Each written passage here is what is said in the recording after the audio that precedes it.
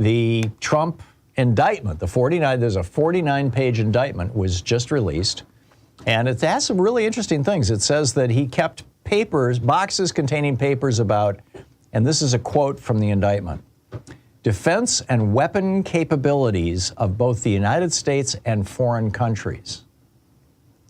Now, if you don't think that Russia or Saudi Arabia would pay billions for that, and maybe did, well, let me read the whole thing, actually. He kept boxes containing papers about defense and weapons capabilities of both the United States and foreign countries, United States nuclear programs, potential vulnerabilities of the United States and its allies to nuclear attack, and plans for possible retaliation in response to a foreign attack. This is breathtaking stuff. Remember all the foreign spies? There was a Chinese spy, that woman that was sucking up to Donald Trump and following him around for several days there at Mar-a-Lago. And then there was several Russian spies as well, who always attractive women, because Donald Trump just loves to have them around him. The indictment goes on to say Trump, quote, caused scores of boxes, many of which contain classified documents, to be transported to the Mar-a-Lago club in Palm Beach, Florida, where he maintained his residence. Nothing that he had was, he was not authorized to possess or retain those classified documents. He stored his boxes containing classified documents in various locations at the Mar-a-Lago club, including in a ballroom, a bathroom, a shower, his office space, his bedroom, and a storage room. I don't see how it gets worse than this. I mean, you know, his valet apparently helped him in all this, and he has been indicted now as well as part of this conspiracy. The indictment quotes from a text exchange between two unnamed Trump employees, quote, there is still a little room in the shower where his other stuff is. I mean, they were talking about where to stash his stuff. Walt Nauta, the valet who has also been arrested, or indicted, quote, moved 64 boxes from the storage room and brought them to Trump's residence. It's starting to get redundant here. But Joe Biden was asked about this. He said, I have no comment. Yeah. This looks like really serious, dangerous, deadly to the United States stuff that Donald Trump was leaving out in the open, where spies from China, Russia, and I believe he sold them to Saudi Arabia. I can't figure out any other reason why they would give Jared Kushner $2 billion and give Donald Trump hundreds of millions of dollars, which is what it appears he's gotten for the sponsoring the Live Golf tournaments. So there's that. A couple of other stories I wanted to share with you. We have a geeky science. Never forget, this is a great piece by Haricot Blue over on Daily Kos. Never forget, they knew in 1959, Edward Teller, the father of the atomic bomb, wrote, and this was a symposium of petroleum industry executives that he was speaking to. He said, when you burn conventional fuel, you create carbon dioxide. Its presence in the atmosphere causes a greenhouse effect. If the world keeps using fossil fuels, the ice caps will begin to melt, raising sea level. All the coastal cities will be covered. 1949. 80 years ago.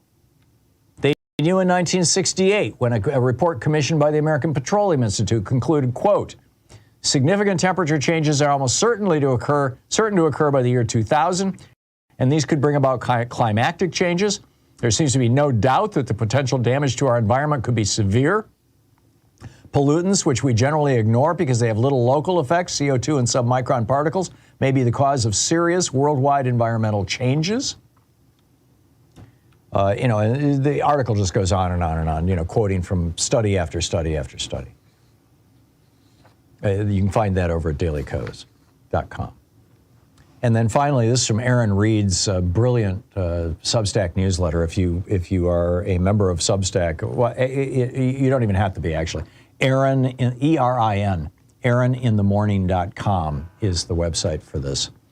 And a judge in Florida has blocked Ron DeSantis's horrible anti-trans legislation. And I just have to share with you a couple of quotes. His name is Judge Hinkle. A couple of the quotes here. The defendants say, in effect, that the organizations were dominated by individuals who pursued good politics, not good medicine. In other words, the argument that DeSantis is making is that doctors who are providing care to people undergoing transition are doing it for political purposes rather than medical purposes. And the judge just calls them out and says, that's a lie. He goes on to say, this is the judge, there has long been and still is substantial bigotry directed at transgender individuals. This is from the court ruling. A Florida legislator's remarkable reference to transgender witnesses as a committee hearing as mutants and demons. One of his examples. He said that is, as noted above, the elephant in the room. The Republicans also, in pushing for this law, said that a lot of people who make a transition, a gender transition, regret it afterwards. And that almost never happens. The judge, in fact, called that out. He said, regret is rare. Indeed, the defendants have offered no evidence of any Florida resident who regrets being treated with GnRH antagonists or cross-sex hormones. None.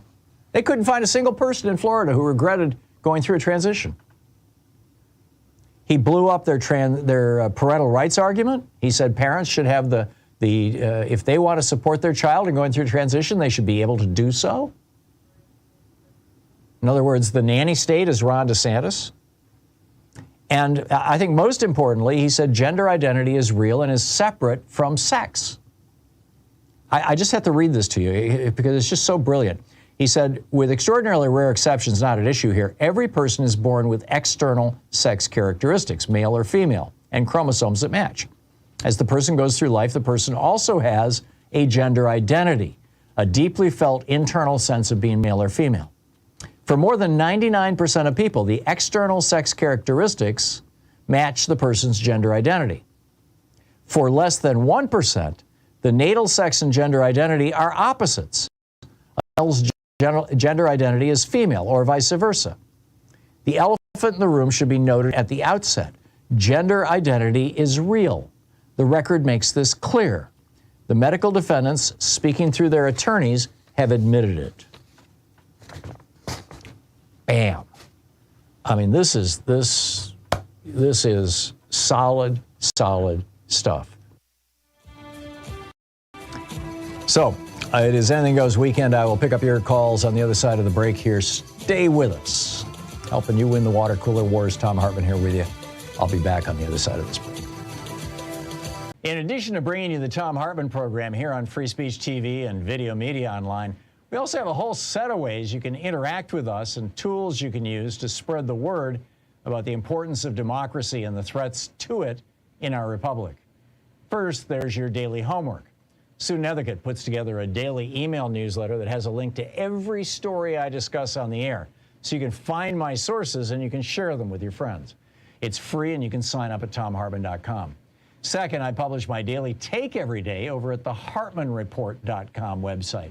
That's also free if you want the daily 5 days a week rant in your inbox. No ads either. Third, we have the podcasts. There's the free 1-hour version of our daily show that's advertising supported. You can find that wherever you get your podcasts normally. And then there's also the podcast of the entire 3-hour show with no advertisements, and that's available by subscription over at thomhartmann.com. So check them all out at thomhartmann.com and hartmannreport.com.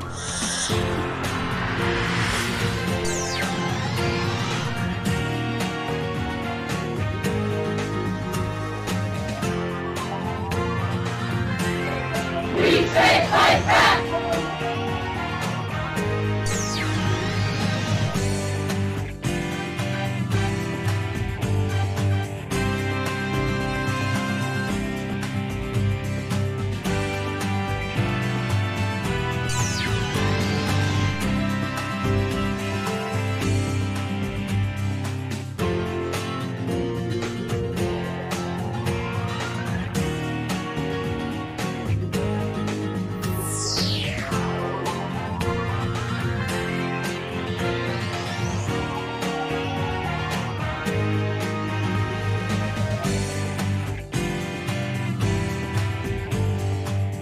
Today's book in our book club is The Hidden History of the War on Voting, Who Stole Your Vote and How to Get It Back, by this guy, Thom Hartmann.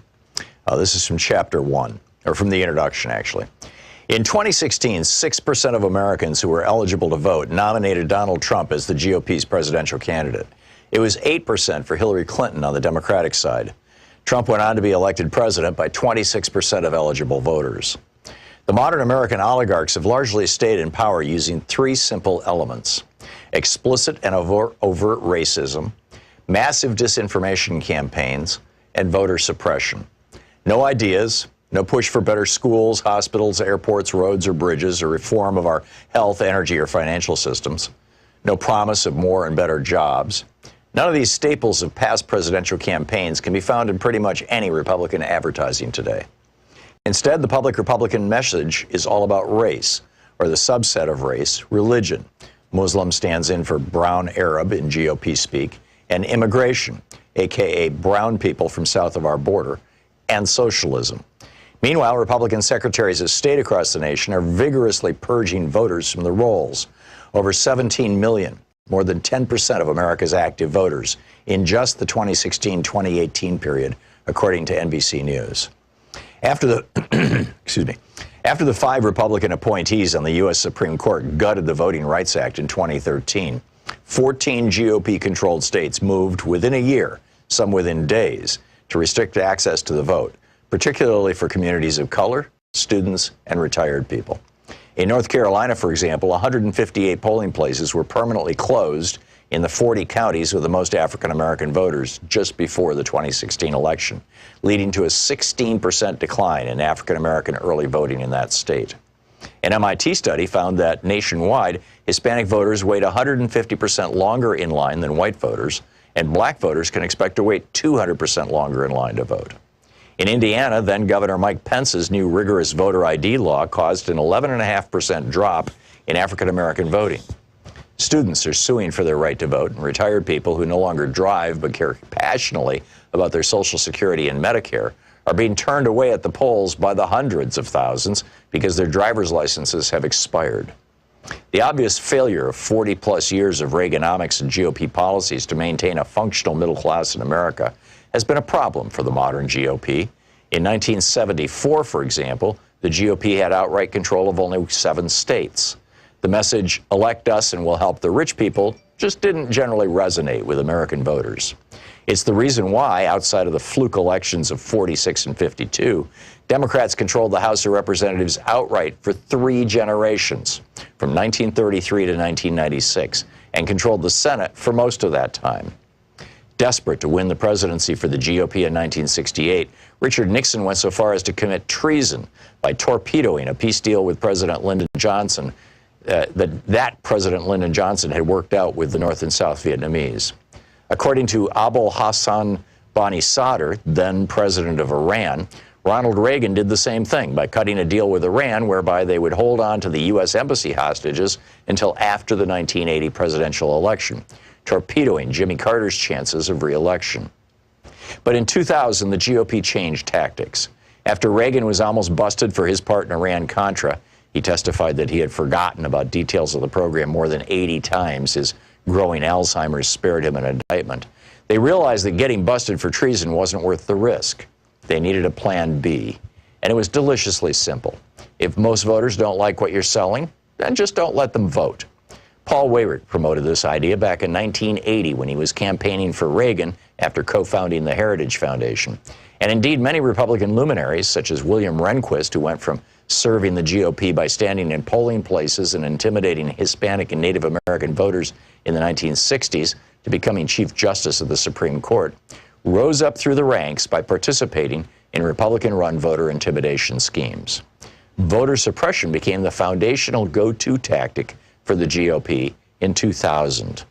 Although the GOP attacked Democratic presidential nominee Al Gore with smear and innuendo, ridiculing him for helping write the legislation that created the modern internet, for example, the main thing that got George W. Bush into the White House was voter suppression.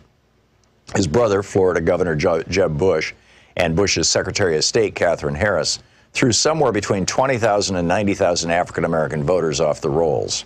They were able to get the vote close enough. The 5 Republican appointees to the Supreme Court functionally awarded Bush the presidency. The BBC covered this in 2001 in 2 major investigative reports that were seen all over the world, except on any American media. By 2016, the Republican Party had fine-tuned its voter suppression and intimidation systems to the point that they ran like well-oiled machines in nearly 30 states. Between the 2012 and 2016 presidential elections, for example, Ohio had purged more than 2 million voters from its rolls, the vast majority, more than 2 to 1, in heavily African-American and Hispanic counties. The 5 Republican appointees on the Supreme Court ruled in 2017 that they could keep it up. And other states have since adopted their new tactic of caging voters. The book, The Hidden History of the War on Voting, by me.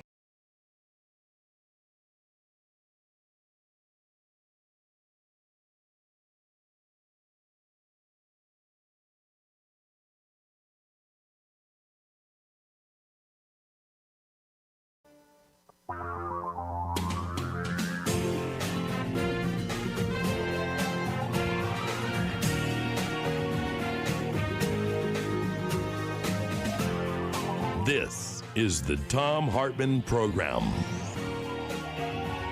Well, are you hungover? What a night. Oh, man. I told you yesterday, this isn't an I told you so, but as I mentioned yesterday, history indicates that these indictments after yesterday afternoon, the grand jury met and then they went home and then Jack Smith went back to his office and everybody thought, oh my God, he went back to his office, nothing's happened. And I said, the last 2 times this happened, or the last time this happened, he went back to his office and then, around 5 o'clock Eastern time, 3 o'clock, 2 o'clock Pacific time, the indictment comes out. And sure enough, there it was at 5 o'clock Eastern time yesterday. And this is a big deal. We got a lot to talk about today. I want to do a deep dive into this indictment and discuss it with you as well here in the first hour and also in the third hour of the program. We'll talk about this in the future. Also in the third hour of the program, I want to get into my op-ed today.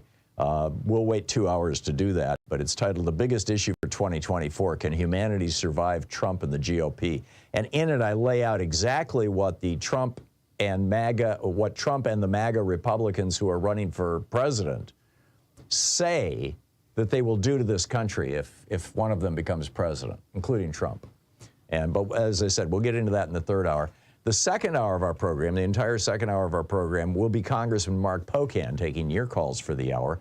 We typically do this first hour Wednesday as Middays with Mark. Middays with Mark today will be in the second hour of the program so that you and I can talk about this indictment. I mean, this is literally as historic as, I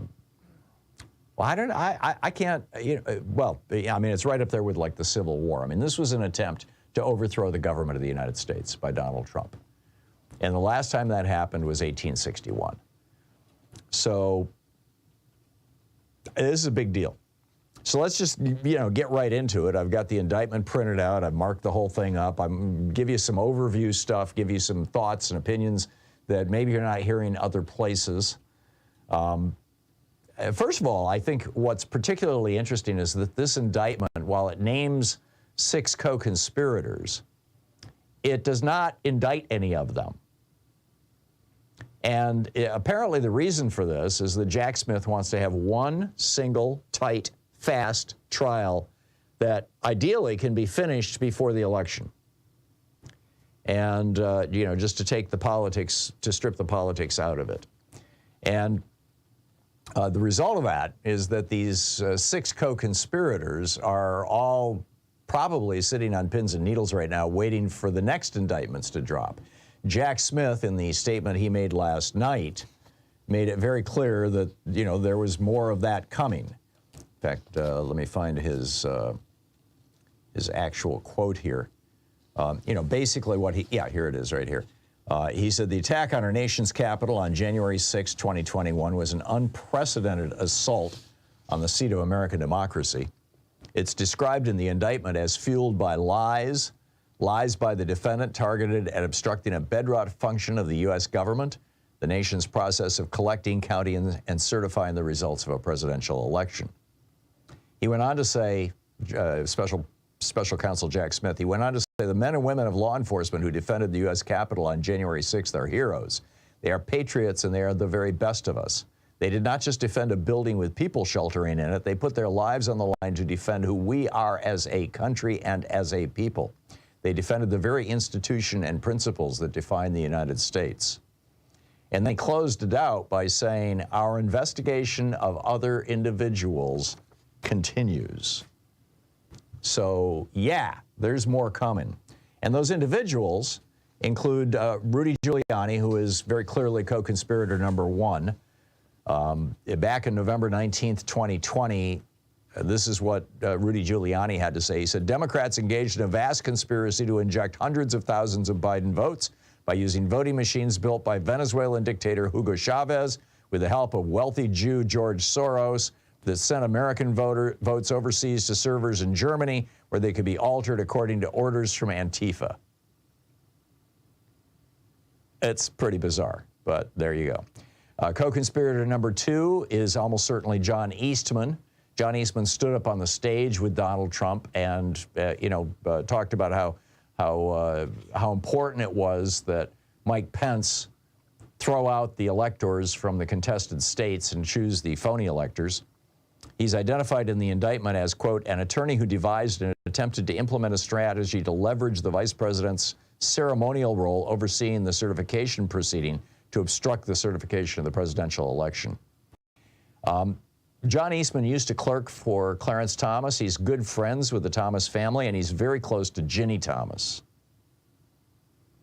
who might be co-conspirator number 6. Co-conspirator number 6 is described as, quote, a political consultant who helped implement a plan to submit fraudulent slates to obstruct the certification proceeding. Now, it's not real likely that it's Ginny Thomas, but there are a number of people speculating that it could be. What I think is more likely is that it's either Roger Stone or Steve Bannon. Some people are suggesting it's Mike Flynn. So anyhow, that's 1, 2, and 3, or 1, 2, and 6. At number 3, co-conspirator number 3 is almost certainly Sidney Powell. She is described as, quote, an attorney whose unfounded claims of election fraud the defendant privately acknowledged to others sounded crazy. Nevertheless, the defendant embraced and publicly amplified co-conspirator 3's disinformation. Co-conspirator number 4 is got to be Jeffrey Clark. For a couple of days, he was the acting attorney general. He's described as a Justice Department official who worked on civil matters and who, with the defendant, attempt to use the Justice Department to open sham election crime investigations and influence state legislatures with knowingly false claims of election fraud.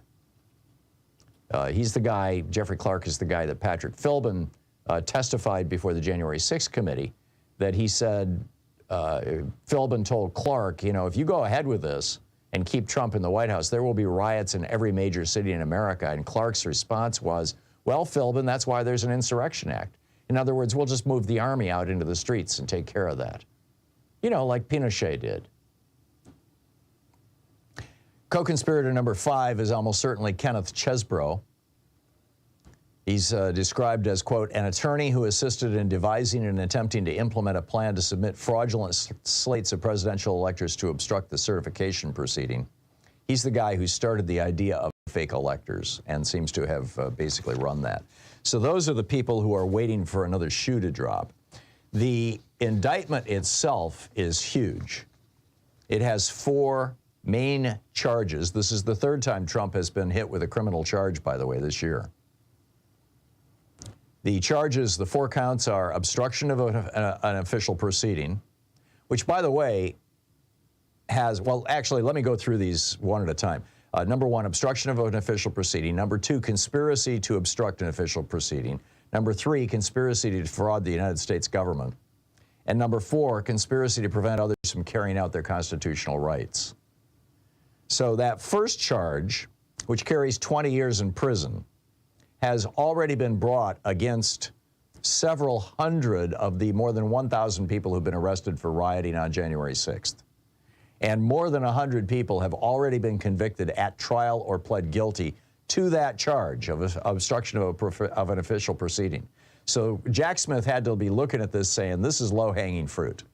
And in fact, it's already been appealed. One of these people appealed it to the D.C. Appeals Court, the Federal Appeals Court in the District of Columbia, back in April, and the court upheld the charge. The second charge is the conspiracy to defraud the United States. And that is punishable by up to 5 years in prison. And the defrauding is, of course, not counting or not, well, counting, I guess it would be technically the right word, the votes of people in the states where they wanted to put in the fake electors. The thing that I find most interesting, the conspiracy to defraud the United States is also, a variation on that. And that carries 5 years in prison as well. He's also accused of violating this post-Civil War Reconstruction era. It's sometimes called the Klan Act or the Ku Klux Klan law. It was passed in 1870 in response to violence that the Klan was perpetrating to keep black people from voting. This was during Reconstruction. This was before the end of Reconstruction, which was in 1876. And it has been used many times over the years, typically for prosecution of election officials who refuse to count votes. In fact, the Justice Department won a conviction on this charge just this year. A guy by the name of Douglas Mackey, he's a far-right propagandist who lives down in Florida, and he and some friends were trying to convince mostly black voters that the election would be held on Wednesday instead of Tuesday. They prosecuted him, and successfully. Now, the biggest charge is the Ku Klux Klan Act, basically, this 1870 law. And it's the biggest charge because it's the only one that has the death penalty associated with it, which has, over at Breitbart, they're absolutely hysterical about this. Donald Trump has been charged with a crime that has the death penalty. The death penalty only applies if somebody dies as a result of your actions. But as any Republican will tell you, Ashley Babbitt died that day as a result of Donald Trump propelling her, basically with his words, into the Capitol building. Now, Trump is claiming that his defense, he's got two defenses. Number one, that it's just free speech. I'm free to lie. I can lie about the election. Anybody can lie. There's no law against lying. Well, in the indictment, Jack Smith says, Donald Trump has a free speech right to lie. He can do that. We're charging him for his actions, not his words. So that's blown up. And the second is that I really believed that I won the election. And of course, they go through point by point by point, pointing out that his, for example, well, actually, I'll go through the list on the other side of this break. It's substantial. But Jack Smith just lays out how whenever Donald Trump tries to tell you that his genuinely held belief was that he had won the election, he's lying through his teeth, which is something that he does really well. I mean, over 30,000 documented lies during the 4 years he was president. This is a man who can look you right in the eye and lie right to your face, and does frequently to everybody around him, including the poor rubes and suckers who still support him. This is the Thom Hartmann Program. We'll be right back with more of that, and also I'll be picking up your calls, so stay with us.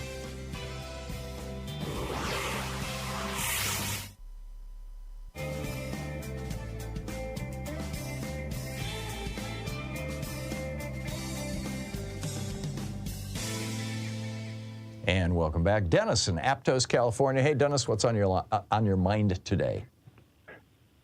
Quite a bit. I want to start out with this. I'm not going to say I was disappointed that Trump wasn't charged with insurrection and sedition. I think he was. But I can understand why that would be very difficult to prove in court. And it may still come down the road. There could be a superseding indictment that amplifies all of these things. In fact, there almost certainly will be. But this is enough to basically take him off stage by putting him in prison. Yeah. And something that Larry O'Donnell said last night, and in fact, the discussion on MSNBC was interesting because it came down to should the states, New York and Georgia, go first in line regarding trials? And they came up with this reason that, well, if he's found guilty by He the can't pardon states, himself. he can't. Yeah, he can't do that. Right. But I would kind of disagree, and I would think that this trial for January 6th is the most important one, and it is in D.C., and it should go first, and it should be within a month or two. And therefore, if he is found guilty, he would already have to go to prison. And here's another thing, Tom. Well, maybe, maybe not. I mean, he will certainly appeal this, and that's one of the points that I make in my op-ed today is that, you know, even if this trial is rapid and even if he's convicted, he will appeal. He will be out on bond during the appeal, and he will be running for president during the appeal. So, and keep in mind, his popularity went from he was at 44% when he was indicted before he was indicted for the Mar-a-Lago stuff. Let me get the actual numbers here. Yeah, he was at 44% when Alvin Bragg indicted him. His popularity went up to 49% after that indictment. So it was at 49% when he was convicted of raping E. Jean Carroll, and his popularity went from 49% up to 54% right after that conviction. So every time he gets indicted or convicted, his popularity goes up. So I think it's reasonable to assume that this indictment is going to raise his popularity. Now, that's popularity exclusively within the Republican Party. This is, you know, this is looking at the primary. This is not looking at the general election. And I get it that there are people who are arguing that having Trump be the nominee would be great for Democrats because, you know, he's universally hated across much of the United States. But the polling from New York Times and CNN that was reported yesterday on CNN is that both Trump and Biden are both polling at 44% right now. They're tied. It's a dead heat. Yeah, that's two polls, and there's other ones showing Biden ahead by about 4 or 5 percentage points. Right. And regarding an appeal, again, this is federal.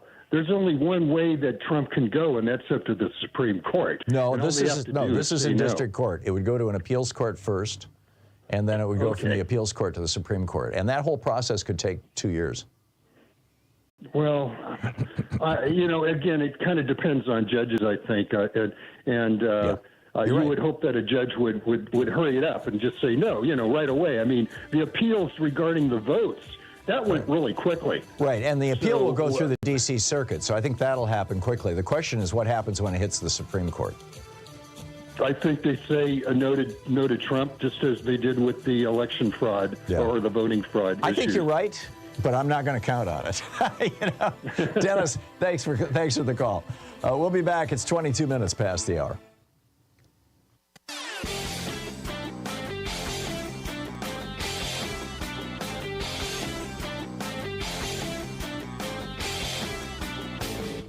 Missed my opening rant today? It's usually published over at HartmannReport.com, where you can read it and share it with your friends for free. Check it out, HartmannReport.com. So why is it that Republicans insist on calling Democrats communists? I mean, this is all over the place. You know, Donald Trump recently said, we're going to deny entry all communists and Marxists. Now, the real problem is, what do we do about the ones we already have who happen to be politicians? Nancy Pelosi, Schumer, Shifty Schiff.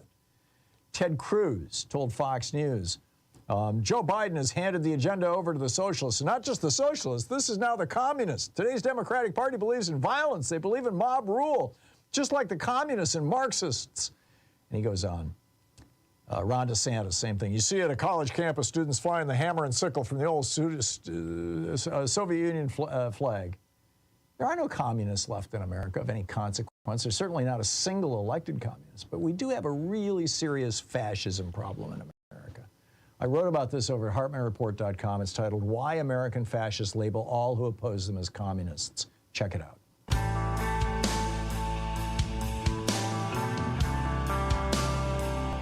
All righty, welcome back. So continuing just, you know, a recap of everything that we know and some thoughts here that you may not be hearing other places.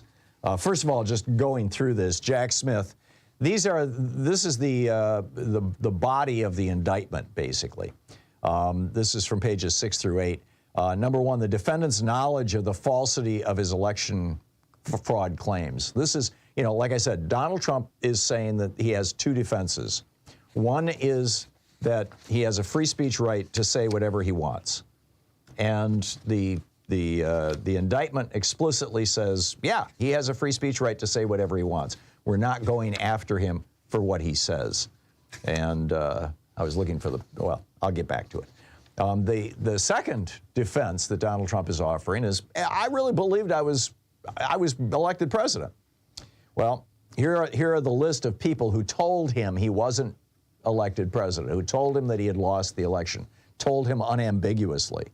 The defendant's vice president, who personally stood to gain by remaining in office. The senior leaders, number two, the senior leaders of the Justice Department appointed by the defendant. By the way, all these people are Republicans. Number three, the director of national intelligence told the defendant that intelligence findings indicated there was no foreign interference. Number four, the Department of Homeland Security's Cybersecurity and Infrastructure Security Agency, CISA. They told him there was no hacking of the election. Number five, senior White House attorneys, or letter E, senior White House attorneys elected by the defendant to provide him candid advice. They informed him that there was no evidence of outcome-determinative election fraud. Letter F, senior staffers on his re-election campaign. The defendant's campaign, whose sole mission was his re-election, told the defendant on November 7 that he had lost the election, essentially. G, state legislators and officials, many of whom were the defendant's political allies, had voted for him and wanted him to be re-elected, repeatedly informed the defendant that his claims of fraud in those states were unsubstantiated or false. Letter H, state and federal courts, and this is the 60 court cases that he lost, and the only one he won was on a technicality. And then Jack Smith goes on to say he made these knowingly false claims throughout the post-election period. Now, the 18 U.S.C. 241, conspiracy against rights, this is 10 years in prison. But, quote, if death results from the acts committed in violation of this section, they may be sentenced to death. And so now over on Breitbart, the headline, Jack Smith's charges against Trump include potential death penalty. Yeah, I kind of doubt it, but hey. You're listening to the Thom Hartmann Program. Call 202-808-9925. I have to read you Trump's fundraiser, tell you about this Atlanta sheriff, that's coming up, and also about the judge, and then I'll pick up your phone calls. All that will just take a minute or three on the other side of this break.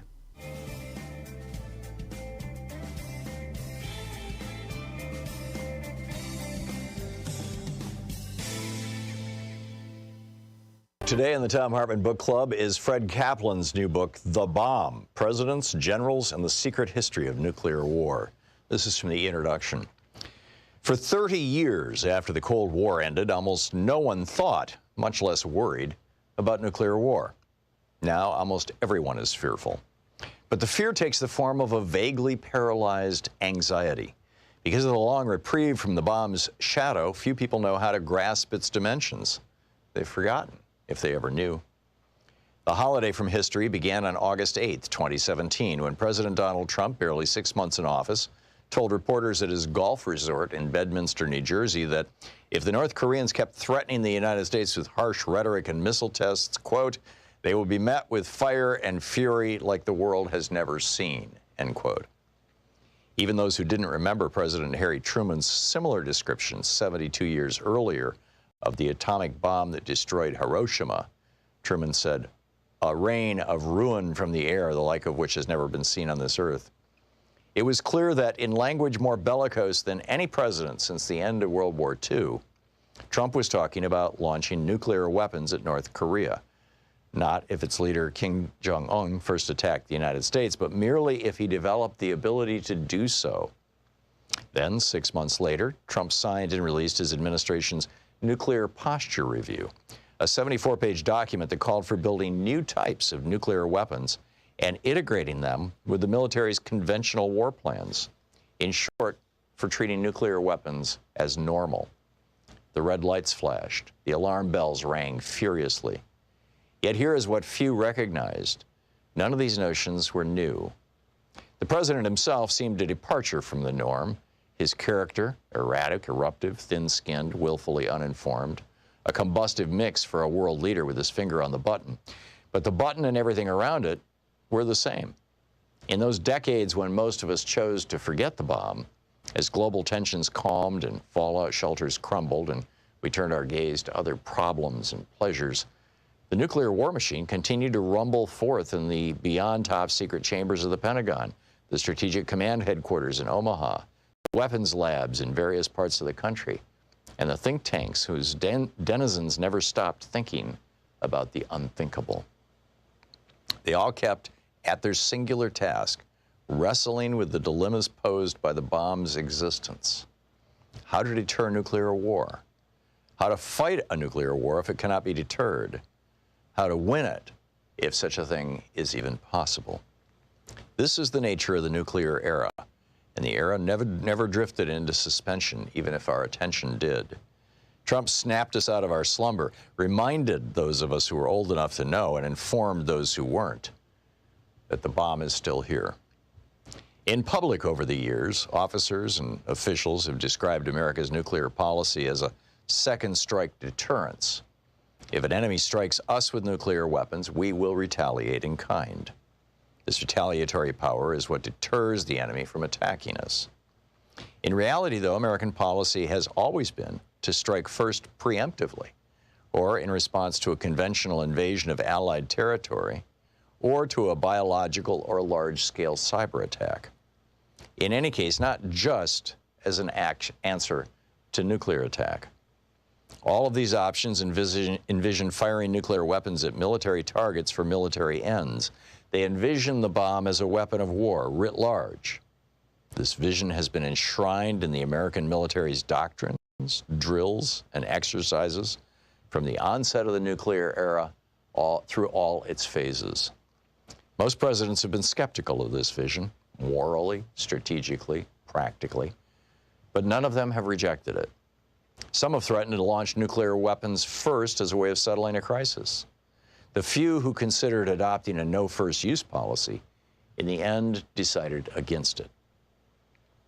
There are rationales for these doctrines, drills, and exercises, and for the retention of the first use option. They are driven by policies, personalities, and bureaucratic rivalries, but also by a logic which, once its premises are accepted, hurls its adherents and the rest of us into a rabbit hole of increasingly bizarre scenarios that seem increasingly, if strangely, rational the deeper they're probed. Understanding the nuclear era, the era of our lifetime, means understanding the rabbit hole, who dug it, and how we got stuck inside. It means tracing the maze of its tunnels, which is to say the arc of its history. A story enmeshed in secrecy, some of it still secret, much of it now illuminated by declassified documents and interviews with key actors, though never fully told. How did we get to this second coming of nuclear panic? How did we wind up with thousands of nuclear weapons, far more than any war aims could justify? What propelled the nuclear arms race during the decades-long Cold War? And what happened to the weapons and their guardians after the Cold War ended? And how and why did any of this persist?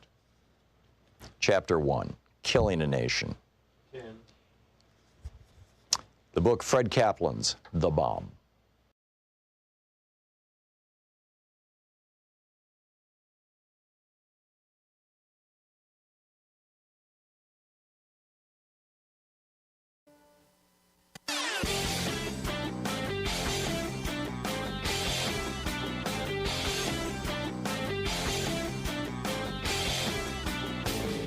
Hey, if you like the rants that I open the show with every day, they're typically published over at hartmannreport.com. Check it out. And welcome back. Oh, this is interesting. Some of the stories coming out. Stephanie Grisham, who was the White House press secretary, you'll recall, said she remembers a moment when former President Donald Trump told her, quote, As long as you keep repeating something, it doesn't matter what you say. This is what Joseph Goebbels said. He said, if you tell a big lie enough, if you tell it big enough, keep repeating it, people will eventually come to believe it. And then this is what Donald Trump's first wife, Ivana Trump, told Michael Kennedy in a Vanity Fair interview. She said, last April, perhaps in a surge of Czech nationalism, this is from the interview in Vanity Fair, Ivana Trump told her lawyer, Michael Kennedy, that from time to time her husband reads a book of Hitler's collected speeches, My New Order, which he keeps in a cabinet by his bed. Hitler's speeches from his earliest days up through the phony war of 1939 reveal his extraordinary ability as a master propagandist. Right. Oh, my. Okay. So Donald Trump in total is facing, according to Donald Trump, 561 years in prison. This is the fundraiser that went out just hours ago from Donald Trump. Quote, Dear Patriot, with Crooked Joe's corrupt DOJ having unlawfully indicted yours truly yet again, reports indicate that I could now face a combined 561 years in prison from the left's witch hunts. That's 6 lifetimes. These endless witch hunts and indictments aren't really about me. They're about you having a voice in your own country. Really? I don't recall trying to overthrow an election. Anyway, I'm just standing in the left's way, and I always will. Rest assured, Patriot, if there's one thing I'm willing to risk my freedom for, it's your freedom. Yeah, right. Now, I thought he wanted to lock us up, right? If you can contribute even just $1, God knows how much our country needs patriots like you at this pivotal moment. Please make a contribution of any amount, truly, even just $1, to show that our movement will never surrender our country to the left's tyranny, even as Crooked Joe and the deep state thugs try to jail me for 561 years. Right, and if you make that $1 contribution, the pre-checked boxes will cause your credit card to be dinged for larger amounts of money progressively over long periods of time. All right, so now Fani Willis is going to be the next shoe that drops down in Georgia. And the sheriff of Fulton County, Georgia, which is where Fani Willis is based, this is Atlanta. This was yesterday. He was asked by a reporter from the New York Times, what are you going to do if you have to arrest Donald Trump? And he said, unless somebody, this is Patrick Labatt, he's the sheriff. He said, unless somebody tells me differently, normal practices. And so it doesn't matter your status. We'll have mug shots ready for you. He also pointed out that he's got a jail cell. So we'll see what happens. Now, the judge that this case is going before in Washington, D.C., the 561 years or the death penalty or whatever, is Tanya S. Chutkan. And Judge Chutkan is, first of all, she was born in Jamaica. She got her bachelor's degree in economics from George Washington University, then graduated from the University of Pennsylvania Law School. She worked in private practice for 3 years. Then she went and became a public defender for Washington, D.C. for over a decade. And then she joined a fancy law firm, Bose, Schiller, and Flexner, and specialized in white-collar criminal defense for 12 years. And then in 2014, President Obama appointed her to the U.S. District Court for the District of Columbia.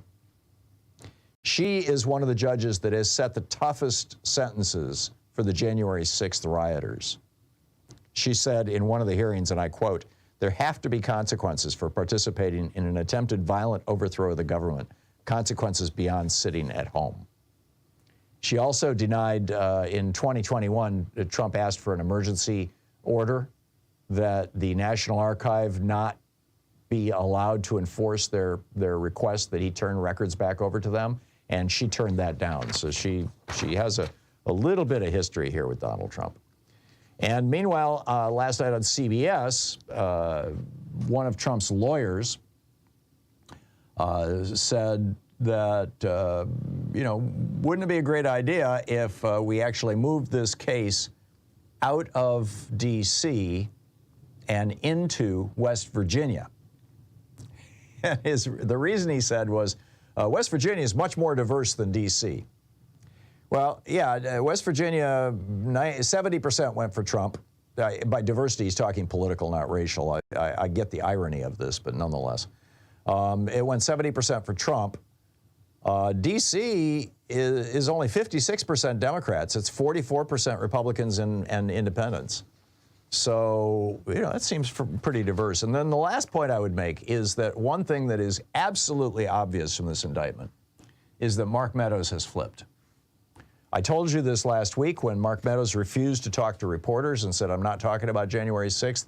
That's something that people only say when they've cut a deal with the prosecutors, because he had been all over right-wing talk radio before that, before he cut the deal. And Mark Meadows was in the room for all of these things, or most of these things. And he was Trump's chief of staff. He was his right-hand man. He knew everything that was going on. So this is very, very, very bad news for Donald Trump. All right, so let's pick up your calls. What say you? Daniel in Atlanta. Hey, Daniel, what's on your mind today? What's going on, Tom? Hey, do you believe that Donald John Trump deserves the due process granted to all American citizens under our Constitution? Of course, and he's getting it. Do you think he will get it? Yeah, I do.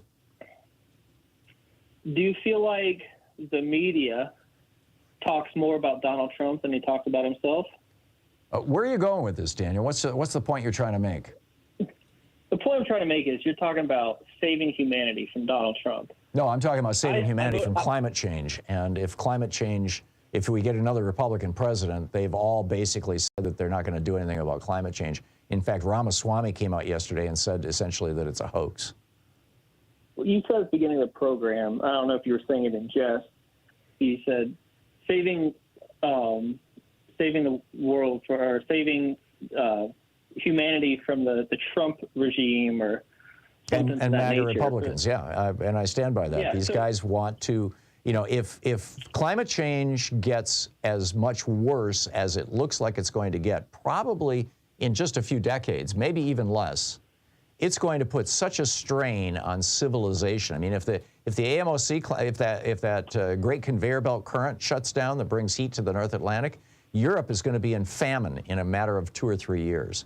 We're looking at major disruptions all over the world. Didn't you say something like 4 years ago we only have 7 years left? We have, according to scientists, we have between 5 and 20 years, depends on whose numbers you're looking at, to go to zero carbon worldwide, or we're screwed. And Daniel, I'm gonna move along here. This does not seem like a productive conversation. Woody in Boulder City, Nevada. Hey, Woody, what's on your mind today? Tom, how you doing? Can you hear me? I can. I'm fine. Okay. Yeah. Hey, listen, appreciate your show. A couple things, and then I'll get into my main topic. 561 years. Okay, he get off halftime for good behavior. You go for that? That's fine with me. Yeah.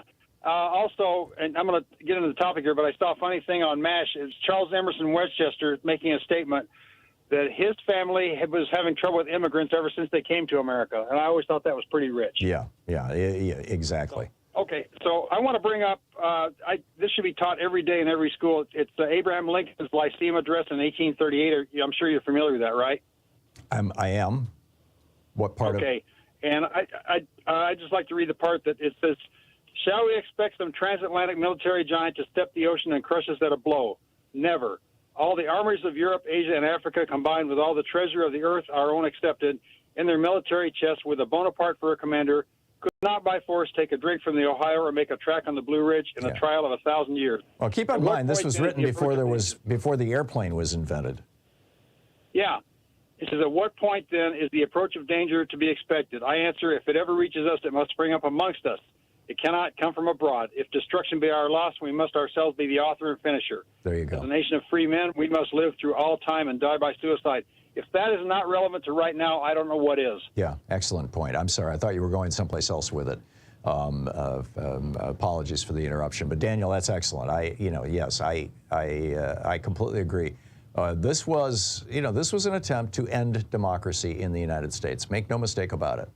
And the people who continue to support Donald Trump, sadly, are people who apparently don't care about democracy in the United States. And I think that's an even greater tragedy, that Donald Trump got so close to this, but that there are still people who, knowing the facts, I mean, anybody in America can just, read this indictment. They can look with their own eyes. 100% of these witnesses against Donald Trump are Republicans. And virtually 100% of them were Republicans who wanted him to be reelected and worked for his reelection.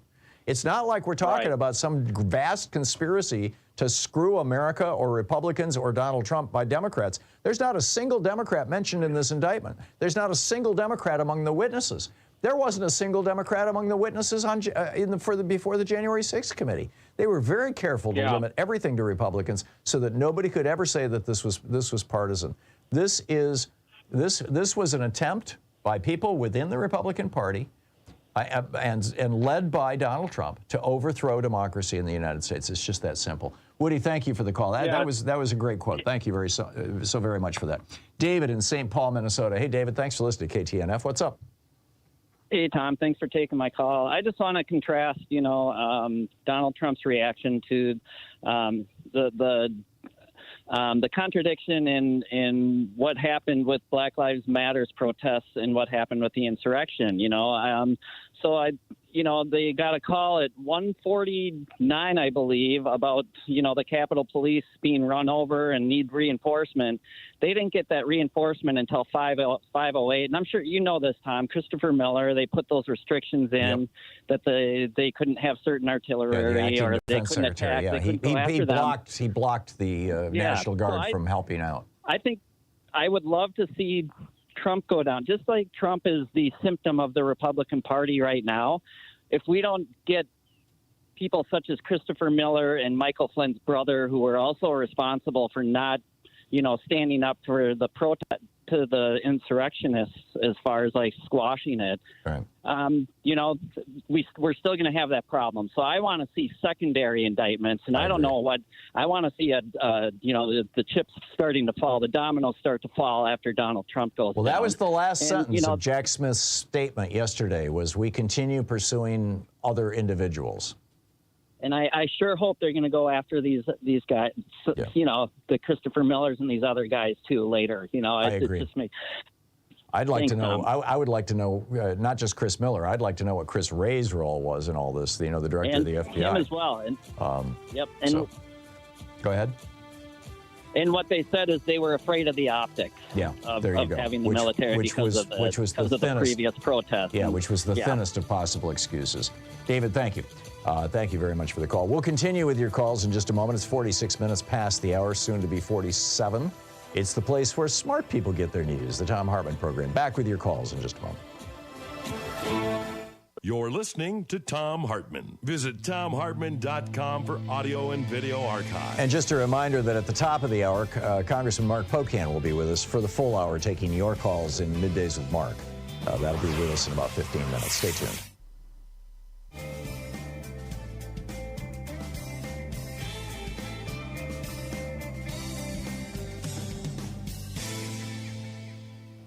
And welcome back.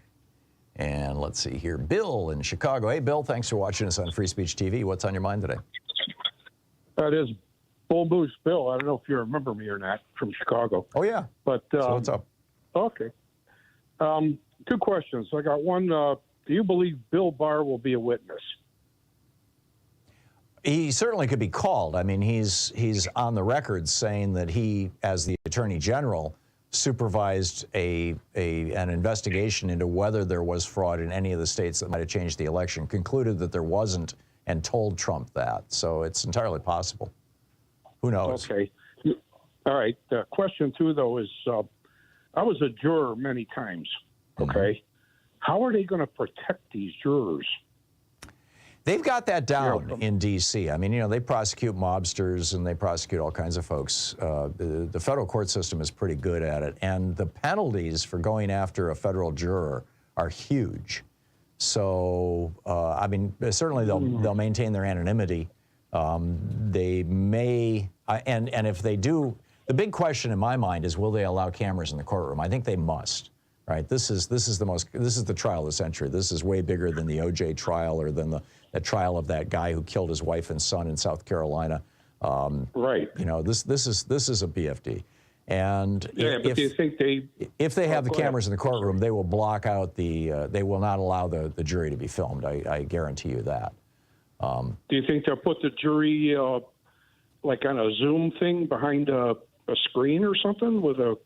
I don't know. So they can watch the proceedings and will not be even in the The courtroom? It wouldn't surprise me if they put a partition along the side of the jury box so that the spectators can't see the jurors, but the jurors can see what's going on in the front of the courtroom. That would not surprise me at all. You know, because Trump's minions, you know, if they ever get the names of these people or their address or something, they would just drive them crazy with threats and all kinds of garbage. Yeah. So I'd be worried about that. Yeah, you're absolutely right, and it's a legitimate concern. But I think they'll handle it. Bill, thanks for the call. David in Rogers, Arkansas. Arkansas, right? Hey. Yeah, there we go. Hey, David, what's up? Yeah, I love your show, Tom. What I want these networks to do is get some of the 81 million people that voted for Biden to actually come on, do like a panel like they normally do with Trump voters, and have them, I was angry last night watching some of this stuff, hearing some of the details, because they tried to just get rid of my vote, That's right. And I wish the networks would more get the opinions of some of the people that voted for Joe Biden and how they feel about what Trump did. Yeah, last night Joy Reid just kept saying over and over again, this was like a bank robbery. This was grand theft. He tried to steal our votes. Yeah. And she said that probably a half a dozen times. And I was surprised that more of her colleagues on MSNBC on the panel that they had, at 5 and 6 o'clock Pacific time, that her colleagues weren't joining her in saying that, because I think that's the meme of the day. I think you've nailed it. They tried to steal my vote. Yep. And, thank you. Yeah, thank you, David. And, we punish thieves in America. Or at least we should, right? Oh, my. Okay, it's 51 minutes past the hour. I'll be back with you in 60 seconds. We'll continue picking up your phone calls here on the Thom Hartmann Program. What are your thoughts on this indictment? Stay tuned.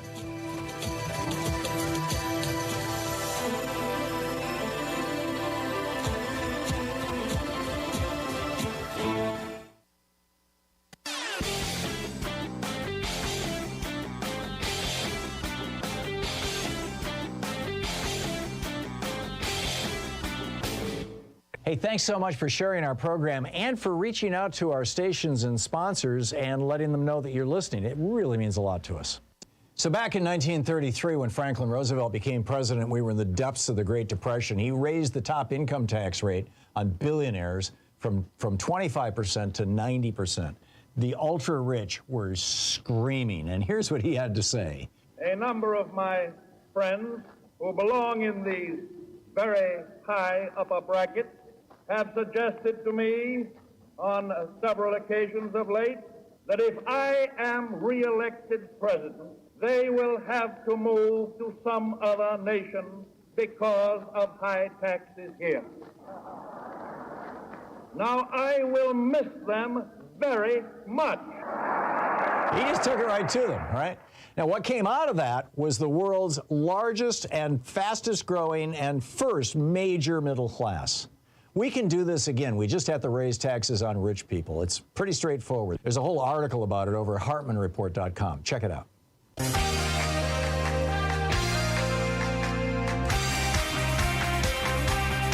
Welcome back. Picking up your calls here. Sarah in Fort Worth, Texas. Hey, Sarah, what's on your mind today? Well, I've got a couple things. One, a statement, which is I'm so sick and tired of these crooks using our laws to do more criming. Mm-hmm. For example? And so, for example, they come up with all these statutes of as you said, that's just hearsay, or here's, and relying on that. It was an informant, but he's a crook, so how can you rely on that? Secondly, I would like to ask you a question, because Trump is such a coward. What say you about if he's going to think it's for him to start, turning over and flipping on everybody and anybody that has helped him do this coup and say, well, it wasn't just me. Look at all these other people. Well, that's the problem Trump has, is that, when prosecutors in cases like this, they're going for the mafia boss. They're going for the big guy, the guy who organized and planned and executed the conspiracy, the crime. And that's Trump. Right. There's nobody for him to flip on. I could imagine him, working out a plea deal where he gets, home confinement and doesn't run for political office and keeps his mouth shut. I could imagine the possibility of that, but I think it's remote. I think Trump is, I think he's going to take this to trial. He's going to pray for a hung jury. He's going to pray for a hung jury on a repeat trial if it gets retried. And even if he gets convicted, he's going to appeal it, and the appeal could last a couple of years if he can drag it out. And the guy's 77 years old right now. He's not going to live forever. I think he thinks that he can drag this thing out until he dies before he goes to jail. Now, my question is also real quickly, so with all that said,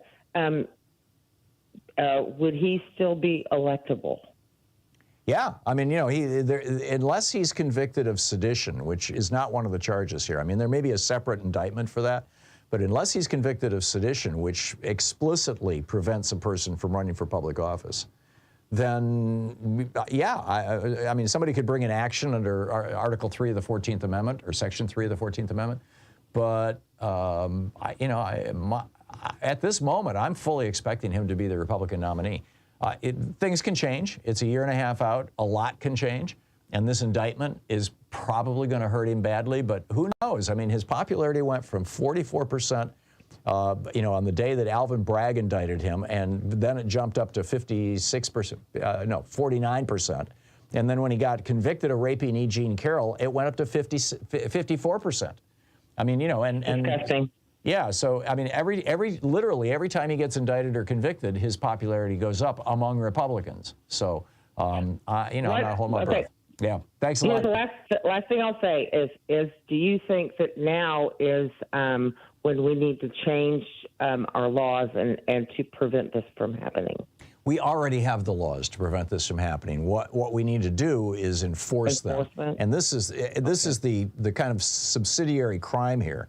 In my mind, it's not, I don't mean literally a crime, more like a moral crime. And that's that for 2 years, Merrick Garland did nothing about Donald Trump that I can see. He didn't. Yes, there were investigations, but Donald Trump just walked away scot-free for 2 full years. And it's been 2.5 years now, and fully 2.5 years now that we're in August.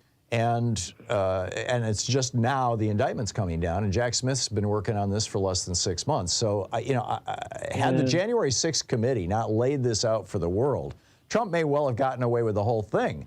And that is an indictment of Merrick Garland, frankly, more than anything else. And frankly, I'd say the Biden administration, too. They should have been leaning on the Justice Department from day one to do something about this. I realize that Joe Biden's trying to be the good guy and say, I've got an independent Justice Department. I'm never going to tell them what to do. But he could have made a public statement that he thinks that this should be investigated, and that would have pressured them, in a way that wasn't subterfuge. I concur. Thank you, Sarah. We'll be back. You're listening to Thom Hartmann.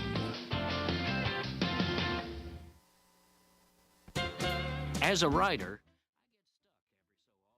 in addition to bringing you the Thom Hartmann Program here on Free Speech TV and Video Media Online, we also have a whole set of ways you can interact with us and tools you can use to spread the word about the importance of democracy and the threats to it in our republic. First, there's your daily homework.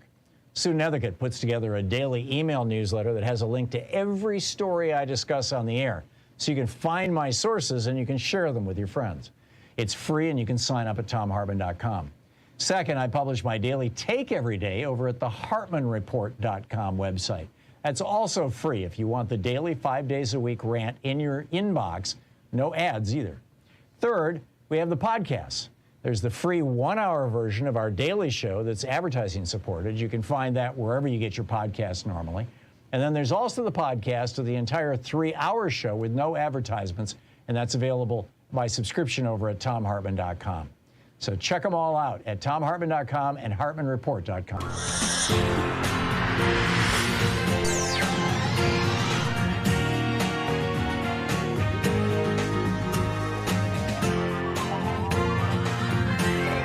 We take life back!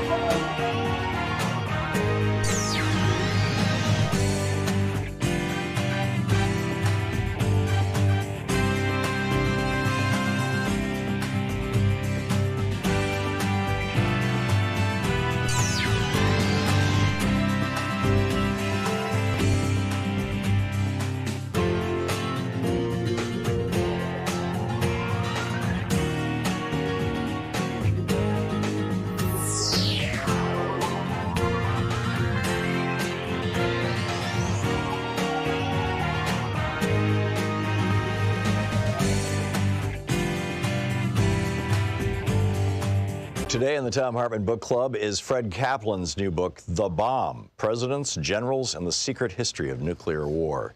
This is from the introduction. For 30 years after the Cold War ended, almost no one thought, much less worried, about nuclear war. Now almost everyone is fearful. But the fear takes the form of a vaguely paralyzed anxiety. Because of the long reprieve from the bomb's shadow, few people know how to grasp its dimensions. They've forgotten, if they ever knew. The holiday from history began on August 8, 2017, when President Donald Trump, barely 6 months in office, told reporters at his golf resort in Bedminster, New Jersey, that if the North Koreans kept threatening the United States with harsh rhetoric and missile tests, quote, they will be met with fire and fury like the world has never seen, end quote.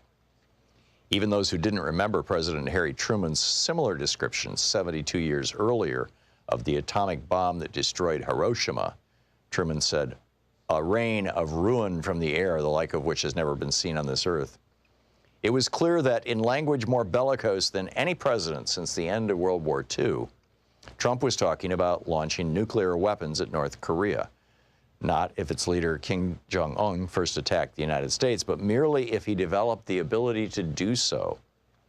Then, 6 months later, Trump signed and released his administration's Nuclear Posture Review, a 74-page document that called for building new types of nuclear weapons and integrating them with the military's conventional war plans. In short, for treating nuclear weapons as normal. The red lights flashed. The alarm bells rang furiously. Yet here is what few recognized. None of these notions were new. The president himself seemed a departure from the norm. His character, erratic, eruptive, thin-skinned, willfully uninformed, a combustive mix for a world leader with his finger on the button. But the button and everything around it were the same. In those decades when most of us chose to forget the bomb, as global tensions calmed and fallout shelters crumbled and we turned our gaze to other problems and pleasures, the nuclear war machine continued to rumble forth in the beyond top-secret chambers of the Pentagon, the Strategic Command Headquarters in Omaha, the weapons labs in various parts of the country, and the think tanks whose denizens never stopped thinking about the unthinkable. They all kept at their singular task, wrestling with the dilemmas posed by the bomb's existence. How to deter nuclear war? How to fight a nuclear war if it cannot be deterred? How to win it if such a thing is even possible? This is the nature of the nuclear era, and the era never drifted into suspension, even if our attention did. Trump snapped us out of our slumber, reminded those of us who were old enough to know, and informed those who weren't, that the bomb is still here. In public over the years, officers and officials have described America's nuclear policy as a second strike deterrence. If an enemy strikes us with nuclear weapons, we will retaliate in kind. This retaliatory power is what deters the enemy from attacking us. In reality, though, American policy has always been to strike first preemptively, or in response to a conventional invasion of Allied territory, or to a biological or large-scale cyber attack. In any case, not just as an answer to nuclear attack. All of these options envision firing nuclear weapons at military targets for military ends. They envision the bomb as a weapon of war writ large. This vision has been enshrined in the American military's doctrines, drills, and exercises from the onset of the nuclear era through all its phases. Most presidents have been skeptical of this vision, morally, strategically, practically, but none of them have rejected it. Some have threatened to launch nuclear weapons first as a way of settling a crisis. The few who considered adopting a no first use policy, in the end, decided against it. There are rationales for these doctrines, drills, and exercises, and for the retention of the first use option. They are driven by policies, personalities, and bureaucratic rivalries, but also by a logic which, once its premises are accepted, hurls its adherents and the rest of us into a rabbit hole of increasingly bizarre scenarios that seem increasingly, if strangely, rational the deeper they're probed. Understanding the nuclear era, the era of our lifetime, means understanding the rabbit hole, who dug it, and how we got stuck inside. It means tracing the maze of its tunnels, which is to say the arc of its history. A story enmeshed in secrecy, some of it still secret, much of it now illuminated by declassified documents and interviews with key actors, though never fully told. How did we get to this second coming of nuclear panic? How did we wind up with thousands of nuclear weapons, far more than any war aims could justify? What propelled the nuclear arms race during the decades-long Cold War? And what happened to the weapons and their guardians after the Cold War ended? And how and why did any of this persist? Chapter 1, Killing a Nation. The book Fred Kaplan's The Bomb.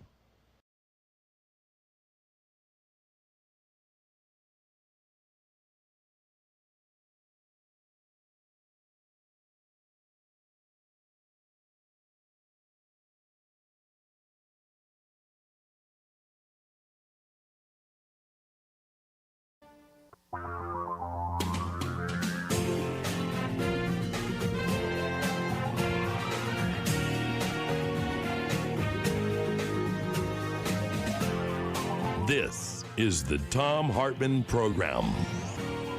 And welcome back to the second hour of our program. It is now officially middays with Mark. It's usually the first hour of our program, but I wanted to get all this indictment stuff out of the way. And Congressman Mark Pocan, the former chair of the chair emeritus now of the Congressional Progressive Caucus, representing the 2nd District of Wisconsin in the U.S. House of Representatives. Pocan.house.gov is his website. Rep. Mark Pocan on Twitter X. Congressman, welcome back to the program. I'm curious your thoughts on this momentous, historic day. I'll tell you, yesterday was like extra special because I was at the swearing in of the brand new Supreme Court Justice in Wisconsin, Janet Protasewicz, which now gives us a fair court for issues like abortion, which we have 1849 law in Wisconsin, as well as fair maps and other issues, fair voting laws. And then while all of this is going on, I ran to an old colleague of mine from the state legislature, and she said, the only thing that'd make this day better is if Trump was indicted today. And I said, oh, that's Bingo. Not going to happen. And then all of a sudden, at the end of the events, I find out Trump got indicted. So, you know, it's certainly a lot going on, especially back home here in Wisconsin, because we're in our in-district period right now for August.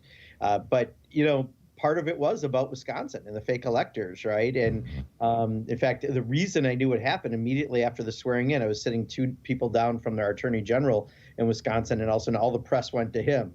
And we knew something was up, and that's when we heard what happened. But, you know, Wisconsin was a state where we had fake electors, went through all the official motions. Senator Ron Johnson, America's, I guess, less sharp crayon in the box. Dumbest senator, yeah. Right. He was, you know, almost going to give the fake electors to the vice president and demand that he, you know, use those instead. And I think now a lot of this is being exposed. So, you know, we might have lots more to talk about. We might get more information than we previously had here in the state. But, you know, Donald Trump is good at one thing, getting indicted. And I think that, you know, it's going to be harder and harder for him to pretend that the whole world's against him on every single issue, that he did nothing wrong ever, when clearly this guy is going to have a lot to deal with in the coming months. Yeah. Ron Johnson is actually mentioned in the indictment. I mean, not by name, but they say that, you know, they conspired to get a United States senator to pass the fake electors off to Mike Pence. And I believe that was Ron Johnson, right? Yeah, and he lied about that originally, too. He said he didn't have anything. Then suddenly he said, oh, yeah, I did get a call. I thought about it for a moment. And, you know, you know, it's typical Republican fare. But the good news is, I think, you know, as we've had, I'll bet you 100 conversations, Tom, on your show since I've been on, where people said, I just want accountability. He has to be held accountable for his actions. And I think good news is we're seeing that the system does work. And I hope this builds confidence for more people into our democracy watching something like this. I'm with you. I have one last question for you, and then I'll turn you over to our callers here. There are numerous members of your peers of yours, members of the House of Representatives, and a couple of senators, probably Tuberville at the top of that line, But the House, I mean, Scott Perry seems to have been right at the center of all this, according to the Mark Meadows text messages.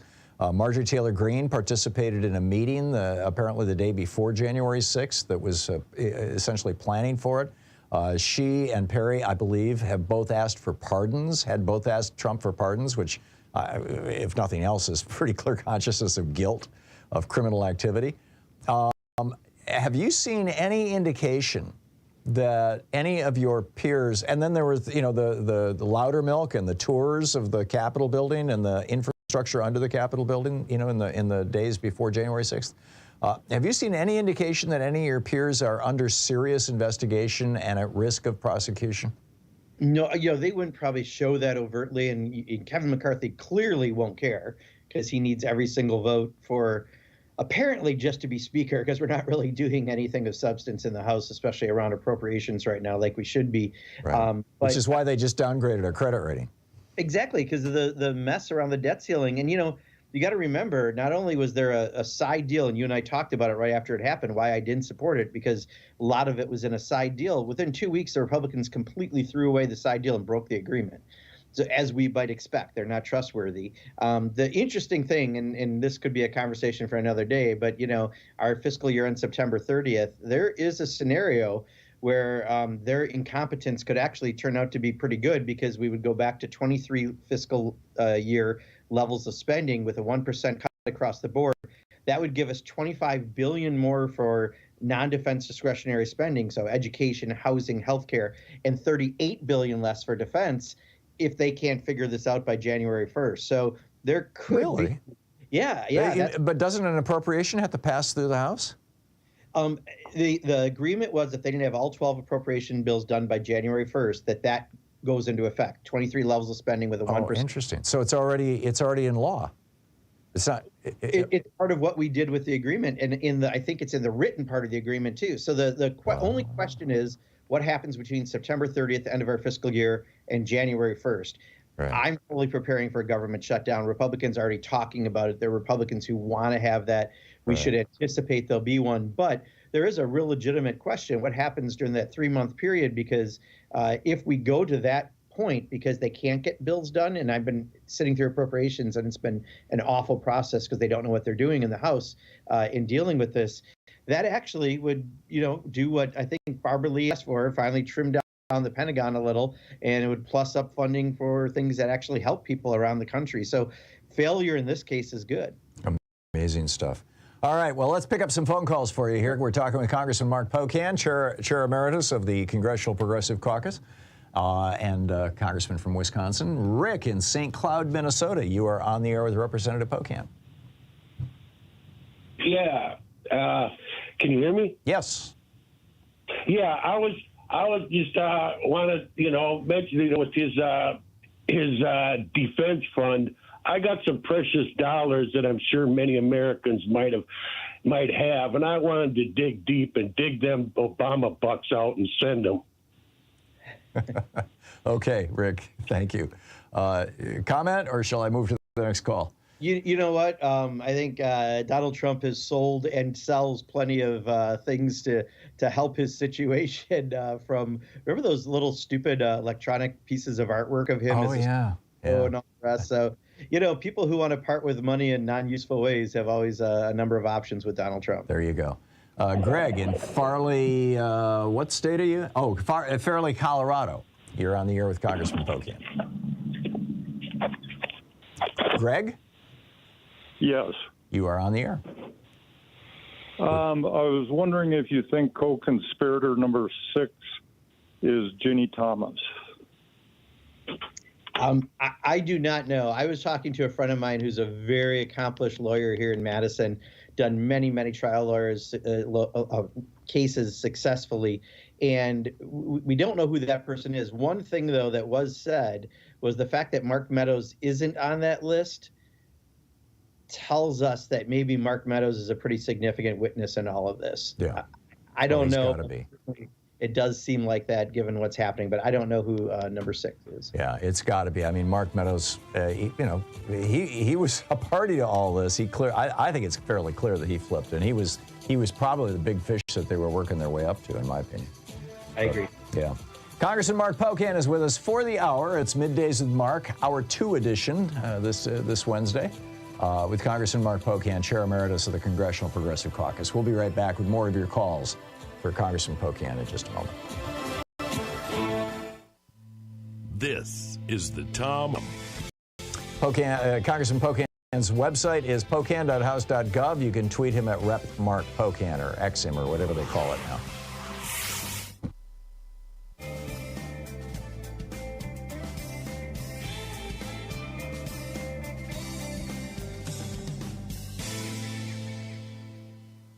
And welcome back. Morris in Long Beach, California. You are on the air with Representative Pocan. Hey, shout out to you, Tom. Good morning, Congressman. Hey, Congressman, you're from Wisconsin. That's the Green Bay Packers, isn't it?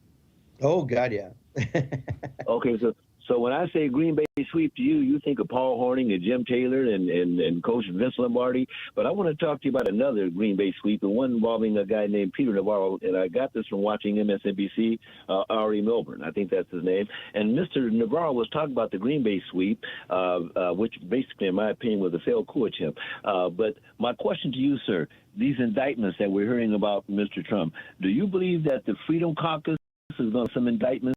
I'm talking about your corrected people in Congress, that they too are going to be part of indictments relating to what Mr. Navarro said. You know, Trump didn't do this by himself. My question again, do you believe that some indictments are going to come to people who are in Congress right now, even if they get voted out? Even if you get voted out, you're still going to have to answer for that. What is your opinion on that? And yeah, thank you very much. And then shout out to you, Tom. Yeah, thank you, Morris. And there was Trump's famous statement, you know, just to the Attorney General, just claim that there's fraud and leave it up to me and the Republican members of Congress. Yeah. All of this is something that we find out when you find out, Morris. We don't have any inside information to this because that's the way it should be. This is independent prosecutions that are happening. I don't know. I mean, clearly, you know, there's enough evidence that people have been involved in the lead up to this, including the possible tours, you know, kind of helping to scope the place out. But I don't know what the next steps are. We don't have any inside information. Monica in Chirino, Texas. Am I saying that right, Monica? Yes, you are. I mean, hello, Tom. Hey. I have a statement to make quickly. I love Jack Smith.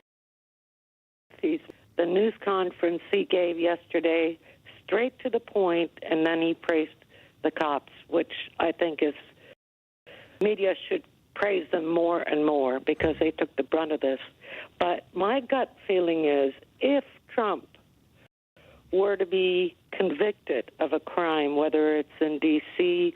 or in Georgia, I would think that a judge would send Donald Trump to home confinement for 3 or 4 or 5 years with a chain around his leg, as opposed to the police department, because he's got Secret Service protection. What do you guys think?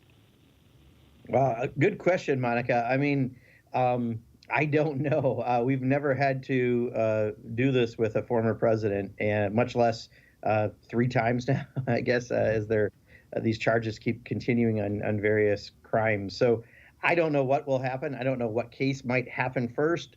This is all history in the making we're experiencing as we watch this. I'm just really glad that we're getting the accountability that we've talked about so many times on this program. At times, I was pessimistic. I thought he might get away with many of these crimes, and instead, that's not happening. So I can't tell you what's going to happen after many, many steps yet to come. All I can say is I'm glad that at least justice is working in this country. Yeah. You know, Rudolph Hess had the entirety of Spandau Prison all to himself for 21 years. A friend of mine actually visited him there. You know, maybe we could give Trump his own wing of a federal prison so that the Secret Service could, you know, have an apartment next door to his cell or something. As long as he is not charging for us in a Trump property for it. There you go. There you go. It's 19 minutes past the hour. Congressman Mark Pocan taking your calls for the hour. We'll be back with you in 60 seconds. Stay tuned.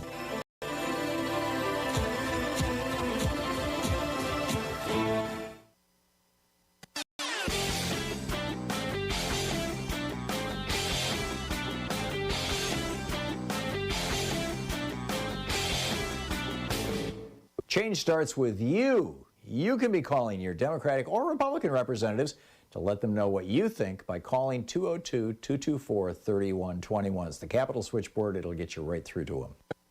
You know, back in the day, the Republicans had these kind of soft, big lies. Ronald Reagan telling us that if we just cut taxes on billionaires, it'll trickle down to all the rest of us.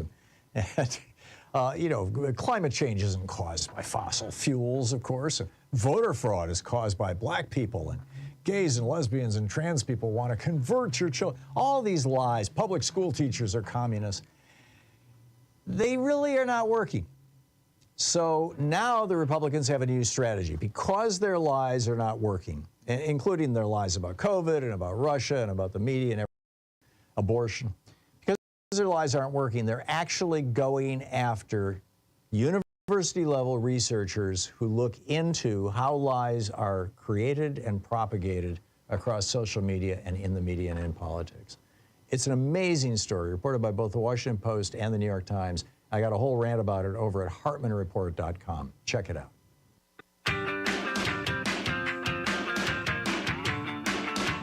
Welcome back. Congressman Mark Pocan taking your calls for the hour. Lupe in Pueblo, Colorado. You are on the air with Congressman Pocan. Hola, buenos dias, and thanks so much for taking my call today.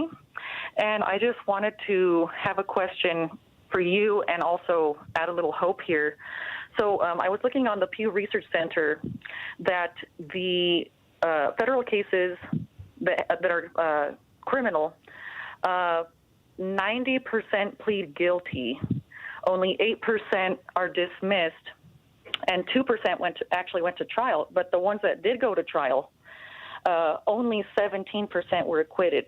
Now, given this, because I really read the indictment in detail, what stood out to me with the election and saying, oh, I lost, or I didn't lose, and the election was stolen, the indictment clearly says defendant knew that they were false. So does that imply that Jack Smith has direct evidence that Trump knew that his claims were 100% incorrect? And given that it says defendant knew that they were false, what's your opinion on it actually going to trial with these promising Pew Research statistics? Yeah, Lupe. So first of all, yes, I'm assuming they have that. In fact, that same attorney I talked to yesterday said for the case to be put at this level, and he took a quick look at it. He said, you don't do this unless you've got it so solid and so ready that you're going to win it. The question for Donald Trump, I'm guessing, is, how long will he whine and cry and be the snowflake that he is during the campaign in particular? He'll try to milk this for any advantage and then later deal with it in whatever way it has to. But I would not anticipate any good behavior out of Donald Trump between now and November, especially as he's trying to remain the front runner in the Republican Party for the primary. So whatever is best for Donald Trump will continue to happen in his life, and he'll go forward pretending whatever he has to pretend in order to try to move forward and be president. So that I'm sure he's right now trying to should he get elected. Blake in New York City, you are on the air with Congressman Pocan. Hi, I'm a great fan of Tom's, and but lately I've been watching, and I don't like Donald Trump. He's horrible, but I've been watching a lot of Fox News stuff, and they're really focusing on the free speech aspects. It's not a crime to lie for politicians to lie. Maybe it should be, but it's not. And I think that it's not a crime to allege election fraud. And so I think the indictment has gone too far. Jack Smith was very much repudiated when he indicted and convicted that Virginia governor for taking gifts. So he's not perfect. And I wonder what you think about the free speech. I'm really concerned about free speech, particularly for politicians. What I'm really concerned about is a president who would intentionally lie and then set up a scheme to have fake electors in multiple states. That's not lying, that's actionable, and I think that's what this case is actually about. So Fox News will do everything to try to convince people that the president did nothing wrong. The evidence is in there, and it's not just that he lied, right? I mean, if that was the case, Donald Trump would be in, for about 1 million years in prison, right? We know that much. This is about setting up this entire system of fake electors and other actions that brought us to the point that he brought us to. So it's not just about lies, it's about actions, and that's what he's in trouble for. This, by the way, is on the second page of the indictment. Apparently Fox News didn't even bother to read to the second page of the indictment. This is item number 3, the third paragraph on page 2. Defendant had a right, like every American, to speak publicly about the election and even to claim falsely that there had been outcome determinative fraud during the election and that he had won. He was also entitled to formally challenge the results of the election through lawful and appropriate means, such as by seeking recounts or audits of the popular vote in states or filing lawsuits challenging ballots and procedures. Indeed, in many cases, the defendant did pursue these methods of contesting the election results. His efforts to change the outcome in any state through recounts, audits, or legal challenges were uniformly unsuccessful. And then it goes on to, and then it says, but shortly after Election Day, the defendant also pursued unlawful means of discounting legitimately in the election results. In so doing, the defendant perpetrated 3 criminal conspiracies. 1, a conspiracy to defraud the United States by using dishonesty, fraud, and deceit to impair, obstruct, and defeat the lawful federal, blah, blah, blah. 2, a conspiracy to corruptly obstruct and impede the January 6th congressional proceeding. And 3, a conspiracy against the right to vote and to have one's vote counted in violation of 18 U.S.C. 241. So, Fox, as usual, is just lying through their teeth. Yeah, those are actions, you just said, Tom, and that's the difference. And, anyone who's looking to Fox for facts probably has either a predisposition or needs to keep moving on the channels. Well, my understanding is, we just have 20 seconds to the break here. My understanding is that last night, much of what Fox was talking about, what they were talking about on Fox News, some of it was this free speech BS. I mean, Donald Trump has these 2 defenses, free speech and I truly believed it, which are both blown up in this indictment. But the other was Hunter Biden. They were just, it was like a parrot. Go ahead. That's what Kevin McCarthy is saying. Oh, that they're only doing this to distract attention from Hunter Biden. Right. Yeah, right. No one's believing that. Yeah, and I got a bridge to sell you in Brooklyn. Yeah. Congressman Mark Pocan is with us. It's Middays with Mark, second hour edition, taking your calls here on the Thom Hartmann Program. We'll be back with more of your calls for the chair emeritus of the Congressional Progressive Caucus right after this. You're listening to the Thom Hartmann Program. Call 202-808-9925. Pocan.house.gov and Rep. Mark Pocan on Twitter X or whatever it is.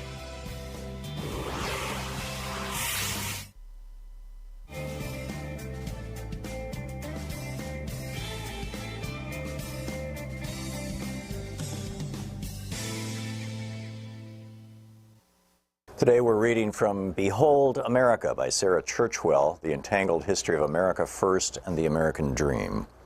This is from the prologue. On Monday, 30 May 1927, a cool day with showers forecast, New Yorkers were gathering for the annual Memorial Day parades around the city.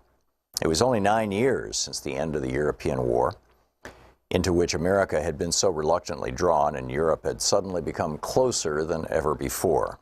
Precisely 10 days earlier, Charles Lindbergh had completed the first solo flight across the Atlantic in the spirit of St. Louis, and no one had yet stopped celebrating. Front pages around the country reported that Lucky Lindy had been mobbed in London, greeted by rapturous crowds of 150,000.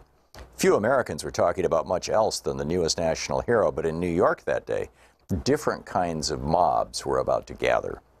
Around 8 a.m., a group of Italian immigrants living in the Bronx set out for the elevated train on their way to Manhattan to join the parade. But they were not going to honor the American soldiers who had died in the service. They were supporters of Mussolini, planning to join 400 American fascists who were marching in Manhattan's Memorial Day parade as part of the official fascist movement in the United States. They had been invited by the parade's organizers, to the outrage of many anti-fascists, including Italian nationalists and anarchists who threatened violence if the invitation wasn't rescinded. It wasn't. Like all his fellow fascists intending to march that day, Joseph Carisi was wearing the black shirt uniform, sporting leather boots, jodhpurs, a black cap, and carrying a steel-tipped riding crop. When he stopped to buy a newspaper, Carisi was jumped by two men, stabbed in the neck, and left to die on the sidewalk. Another fascist, Nicholas Amoroso, who was running either to catch up with his group or away from the killers, reports vary, was shot 4 times, once right through the heart. One of the 2 murdered men had served in the American Army during the Great War. The other with the Italian Army, papers reported. The parade they had meant to join took place without them, a fascist delegation of several hundred that was guarded by police to, quote, avert disorder. After the parade, the American black shirts returned in the heart of Times Square. There, another of the fascists standing outside was set upon by 3 men. He defended himself with his riding crop as his fellow black shirts charged out brandishing clubs and whips, chasing the assailant through the theater traffic in Times Square, who fled as the black-shirted mob tore through the traffic. 100 fascists, reported the New York Times, rushed the attackers. A melee ensued that was quickly dispersed by the police. There was also violence in Brooklyn, where a parade of fascisti marched from the Angelo Rizza Fascista League at 274 Troutman Street in Bushwick. The LA Times reported several hundred men were parading, including 40 or 50 in the black shirt uniform. Fights broke out between supporters and protesters mingling on the sidewalks, and an anti-fascist was found lying on the ground, stabbed in the back. He survived and identified a fascist as his assailant. Accompanied by to forestall violence, the marchers made their way through Brooklyn, stopping at the Wilson Avenue station, where the fascisti came to attention and gave the fascist salute. They ended at a Roman Catholic church, where the priest blessed them under large American and Italian flags, while the police remained on guard. The biggest outbreak of violence that Memorial Day, however, occurred in Queens, where it centered around a different right-wing group, not Italian Americans, but the self-proclaimed 100% American kind. By 1927, the Ku Klux Klan had spread across the United States since its rebirth in Georgia 12 years earlier. The first Klan was formed in the immediate aftermath of the Civil War, as former Confederate soldiers in Tennessee created a secret society to promote white supremacism, and terrorize the newly freed slaves in the South during the Reconstruction era. The name is generally believed to have originated from the Greek word for circle, kuklos, while Klan pays homage to the mystified Celtic heritage supposedly shared by white Southerners. Within a decade or two, the first Klan had been successfully suppressed by law enforcement and died out by the turn of the century. But in 1915, it was resuscitated in Georgia, and by the early 1920s, the second Klan had achieved a powerful political presence in the United States, not only in the South, but across the country. I would add this is because of 1915, the movie Birth of a Nation came out. The Klan had an active presence in New York City and Long Island by 1927, with favorite slogans, which they even attempted to copyright at various points. That year, the Klan was quote, calling attention to the fact that it first announced the program of 100% Americanism and of America First. They were not, in fact, the first to adopt these mottos, as this book will show. In 1927, both phrases had been around for a decade or more. But as far as the Klan busily copywriting hate was concerned, America First belonged to them. And on Memorial Day in Queens, 1,000 or so of them had gathered to march, many in white robes and hoods. They were accompanied by 400 women from the so-called Clavana, the feminine branch of the Klan. Some of the reported 20,000 spectators in Queens that day objected to the Klan's presence, as others defended their right to march. Scuffles broke out, and it turned into a riot. Women fought women, and spectators fought the policemen and the Klansmen as their desire dictated, said a newspaper. Klan banners were shredded, and 5 of their number were arrested, said initial reports, while a few others were caught up in the confusion as well. The book, Behold America, Sarah Churchwell.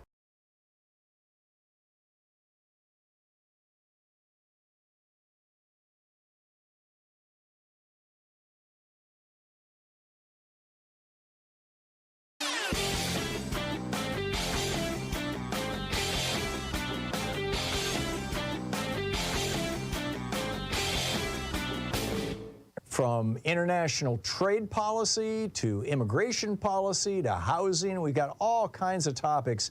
The wars between Republicans and Democrats, the Republican efforts to induce fascism in the United States. A great selection of opinions will be found over at HartmannReport.com.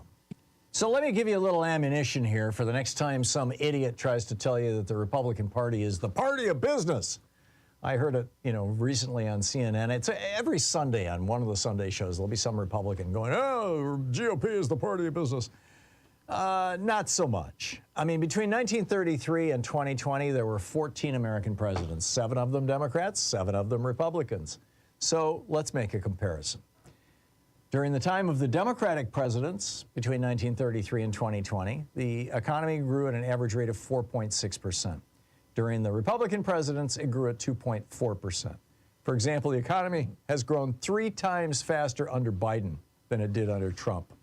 10 of the past 11 recessions began under Republican presidents, although it looks like Jerome Powell's trying to break that record. Republican presidents have exploded the national debt. There's a whole long rant about this over at hartmannreport.com. Check it out.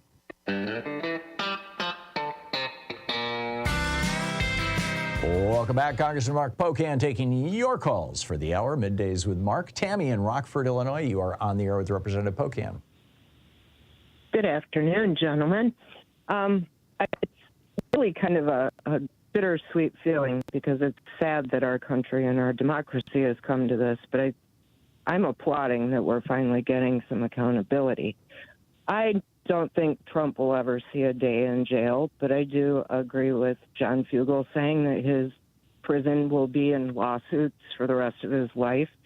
That said, is there a class action suit of we the people against Donald Trump on the horizon? I mean, the crime was against us, wasn't it? Yes, I mean, it is against our country, and that is us, right? I think he's going to do everything he can to postpone action because, again, he thinks he's above the law. We've seen it over and over. And everything will be under the lens of the campaign because he's desperate to become president again, because I'm sure he thinks he can make everything go away and then go after his enemies if he's president. But I think every time he does this, he's not building new support. The support is dwindling among Republicans. Certainly, we've seen it among independents. He didn't have much among Democrats. This isn't a path forward. The good news is the system worked, though, and that he is being prosecuted. Hopefully, more information will come out. And at the end of the day, hopefully this very bad nightmare of Donald Trump will be over. And hopefully we can get back to some normalcy in politics because for someone who's been doing this for almost 30 years, this has been a very tough stretch of time. Dave in Hoffman Estates, Illinois. You are on the air with Congressman Pocan. Hey, Tom. Hey, Congressman Pocan. Yeah, with Trump, with all these indictments that are piling up and that looking like the Dead Sea Scrolls and that what about, like you mentioned earlier, and I've been a true believer on the fact that I truly believe there's going to be a hung jury, because we experienced it here with Blagojevich in his first trial. Now, what about this judge doing a bench trial on this guy? Yeah, I just think that the odds of this going all the way to a jury trial are somewhat remote for the reasons that one of the earlier callers mentioned. I mean, the percent of these that are just dealt with, this isn't just put out hoping you can win a case. This is put out that you are so confident. That's why it takes so long, that you think without a doubt that you are in a position to win the case. And they do. And that's why people settle for things so they don't face larger penalties. At the end of the day, Donald Trump, is a big old bully and a big old chicken, I think, when it comes to this. He's not going to want to do anything serious prison time, and he's going to do everything he can to save his own behind. But first, he's going to make sure he profits off it a little bit, because that also is Donald Trump. Sandra in Omaha, Nebraska. You're on the air with Congressman Pocan. Well, I'm wondering if, Congressman, you can tell us whether in the past Confederate states had minders that would oversee elections to make sure they stopped cheating. Now, that seemed to have gone away for some reason, and now we have at least 3 Southern governors who have done everything they can to make sure that the only voters allowed to vote will be Republicans. And I'm wondering what Congress can do, and if you can't do anything, can the president do anything? Because there won't be fair votes in any of those Confederate states as long as they can get away with it. You're talking about, go ahead, Congressman. I'm sorry. Well, I mean, there are some things the president can do. There are certainly things Congress can do, and we tried to do. We have the John Lewis Voting Act. We have H.R. 1 that covered a number of election provisions. I mean, there are things that we absolutely would like to do to make sure that every vote is counted. Everyone who votes, who can vote legally can, and without the restrictions from some of these governors. Problem is, we're not in the majority right now in the House. The Senate's obscure rules always seem to block us. I really hope that somehow we can get around that, maybe in the next session. But there are some limited powers the president has, but the best way to deal with this is to have a Congress, both the House and the Senate, that'll stand up and do the right thing for voting rights. Because you're right, watching the Republican Party all of a sudden suddenly wake up, Tom, to early voting. Wisconsin's the first state they're going to roll this out in. I'm fine with that because I think the more people that vote, the better our democracy is, period. But it took them a long time to get to that place. They kept saying how it was illegal, it was improper, and now they finally said, okay, you're right. It's none of those things. We're also going to do it. We just don't have as much popular support. But I think that's a place we will get to, and they're going to realize they have to operate differently. Connie in Pataskala, Ohio, you are on the air with Congressman Pocan. Connie? I think we might have just lost Connie. Connie, I'm not hearing you. I'm sorry. Michael in San Francisco, you are on the air with Congressman Pocan. Oh, yeah. Hi. Thank you, Tom, for taking my call. It's my first call, and thank you. I have a thing that's been bothering me since ever. Let me cut right quickly to it. All of this talk about Trump going to jail and the Secret Service being there to protect him. Is there any way or provision to claw back the perks that the ex-president gets, the yearly salary, forever? It's all waste, fraud, and abuse, as far as I'm concerned. I'll take your answer. I believe impeachment would have done that, wouldn't it have, Congressman? I believe so. I'm not sure when it comes to this. Don't forget, we're all living through this history together. We've had no president who's done as much wrong as Donald Trump, and now is being held accountable, hopefully, through the final part of the process. I'm not sure what those next steps are. I'm sorry, Mike, I can't answer that. Kathy in Madison, Wisconsin, you're on the air with Congressman Pocan. Hi, gents. Thanks for taking my call.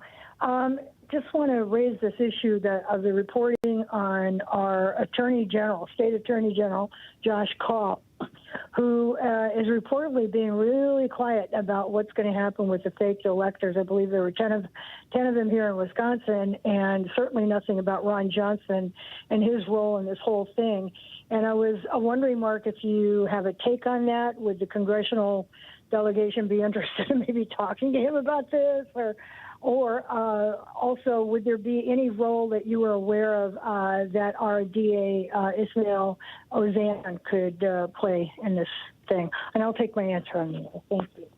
Yeah, thank you, Kathy. Kathy's a constituent, so appreciate you calling in and listening to Tom's program.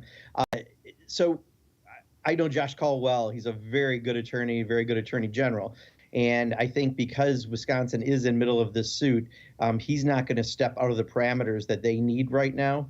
And, I've been one of the vocal voices saying that we should go after the fake electors. But, I think Josh is probably playing some chess while there's checker going on and doing what he needs to as this is unfolding. So I have full faith that Josh Kaul is not going to, ignore this and not do what needs to happen. I think right now this is at one of the central issues on the current indictments for the president. And they're going to operate in a way that's going to get to the bottom of Donald Trump, what he's doing. And then I think there's still the ability to go after those fake electors for their crimes. Scott in Oakland, California, you're on the air with Representative Pocan. Hi, Tom and Representative Pocan. Thanks for taking my call. Listen, I wanted to kind of put up a red flag about these two news stories that came out, one last week and one this week, with the in regards to the Coffee County, Georgia tabulator being breached, and now they've got the two people in Michigan that were just indicted for breaching a tabulator there. For somebody who worked on the Kerry campaign in 2005 and, kind of wondered about what happened in Ohio with the tabulations from Ohio Blackwell sending them down to a server out of state. I don't know if you recall that, but that's what happened. And then there was some weirdness with that. And that's why Barbara Boxer challenged it, and of course they used that against us now. Anyway, point is, red flag, tabulators. What are we doing about it? Early. Let's get on this. Let's figure out if these things are secure. Considering that we just had the most secure election, one of the most secure elections in our history during a pandemic. We should be proud of that. But I think that there's a problem. Yeah, I think we understand your question, Scott. Thank you. Yeah, Scott. So I was one of the folks, along with Elizabeth Warren and some others, that questioned these machines a number of years ago. I have not seen anything to make my concern grow. Clearly, we want to make sure that doesn't subvert people's votes, having something happen through the system. But I'm not sure that's the central issue. I think the Republicans are going to put every single shiny object in front of people to try to distract from this. The central issue is Donald Trump knew he lost the election. Nonetheless, he did everything in his power to cheat, to try to hold office, and now he's being accountable. He's being held accountable for those actions, and that's what we need to keep the focus on. Congressman Mark Pocan is with us for the hour, taking your calls here, Middays with Mark, second hour of the program edition. On the Thom Hartmann Program, we'll be back with more of your calls for Congressman Pocan. You can find his website at pocan.house.gov, pocan.house.gov. You can tweet him or X him or whatever you call it at Rep. Mark Pocan. We'll be right back with your calls for Representative Pocan. You're listening to Thom Hartmann. Visit thomhartmann.com for audio and video archives. It's Middays with Mark. Back with your calls in just a moment.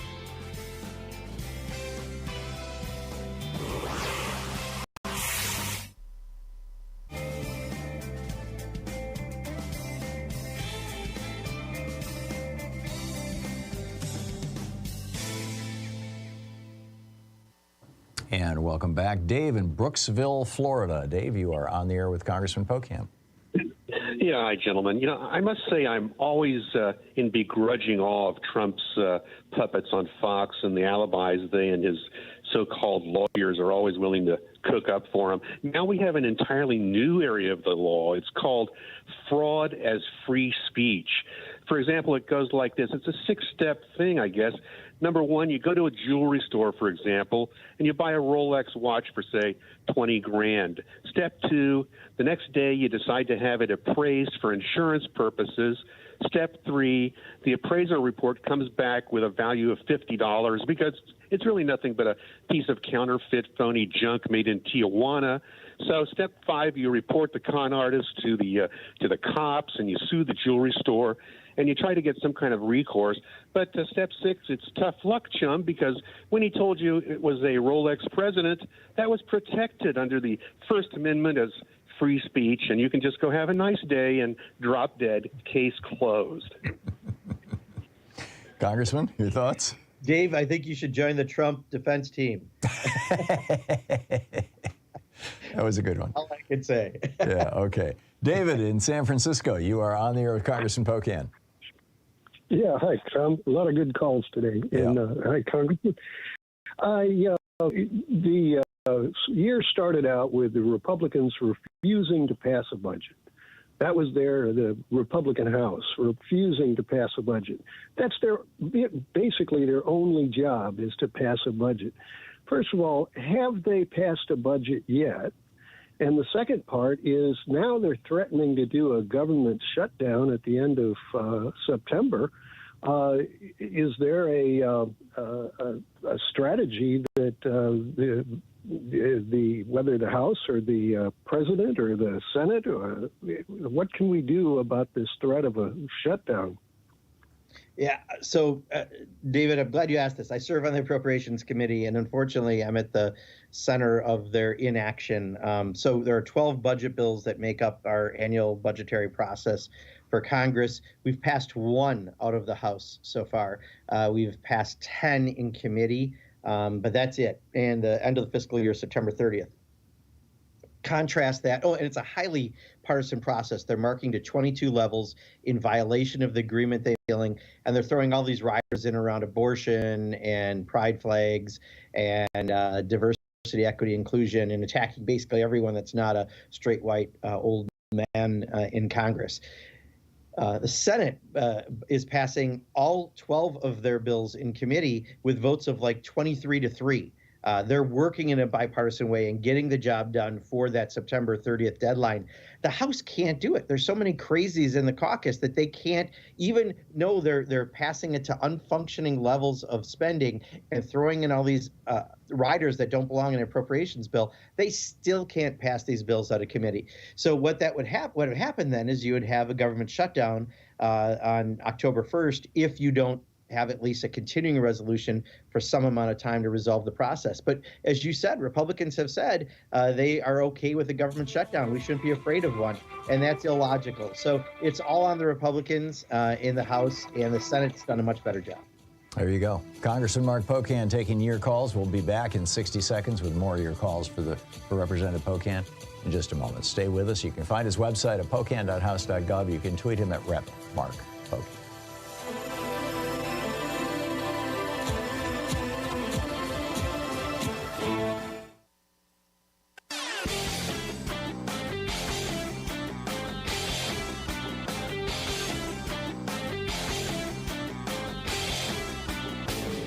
Help support progressive radio. If you're listening to us on a commercial station, call their advertisers and let them know you're listening. If you're listening to us on Pacifica, or one of our many nonprofit stations, please support them when they do their fundraising drives. Thanks for supporting progressive talk radio, and tag you're it. There is a long history. Let's see here. Christina in Columbia, South Carolina. You are on the air with Congressman Pocan. Hi, thank you for taking my call. And Tom, I don't know if anyone's already asked you this in the past, so I apologize if it's repetitive, but I just want to know, what would it take to pass some kind of legislation or a new amendment to require that candidates for political office pass some kind of a background check before an election? And if there's any rules that can be put in place to prevent anyone who is under investigation, who is currently indicted, pretty much anyone who has some kind of legal ramifications or legal process happening against them, to have them step down or put their candidacy on pause, just something to allow justice to play out and give the American people a chance to actually see these people for who they are before they're elected and before they're essentially protected by the current institutions in place. I just think it's incredibly unfair that me as a citizen, I have to pass more background checks applying for a job than someone for a political candidacy.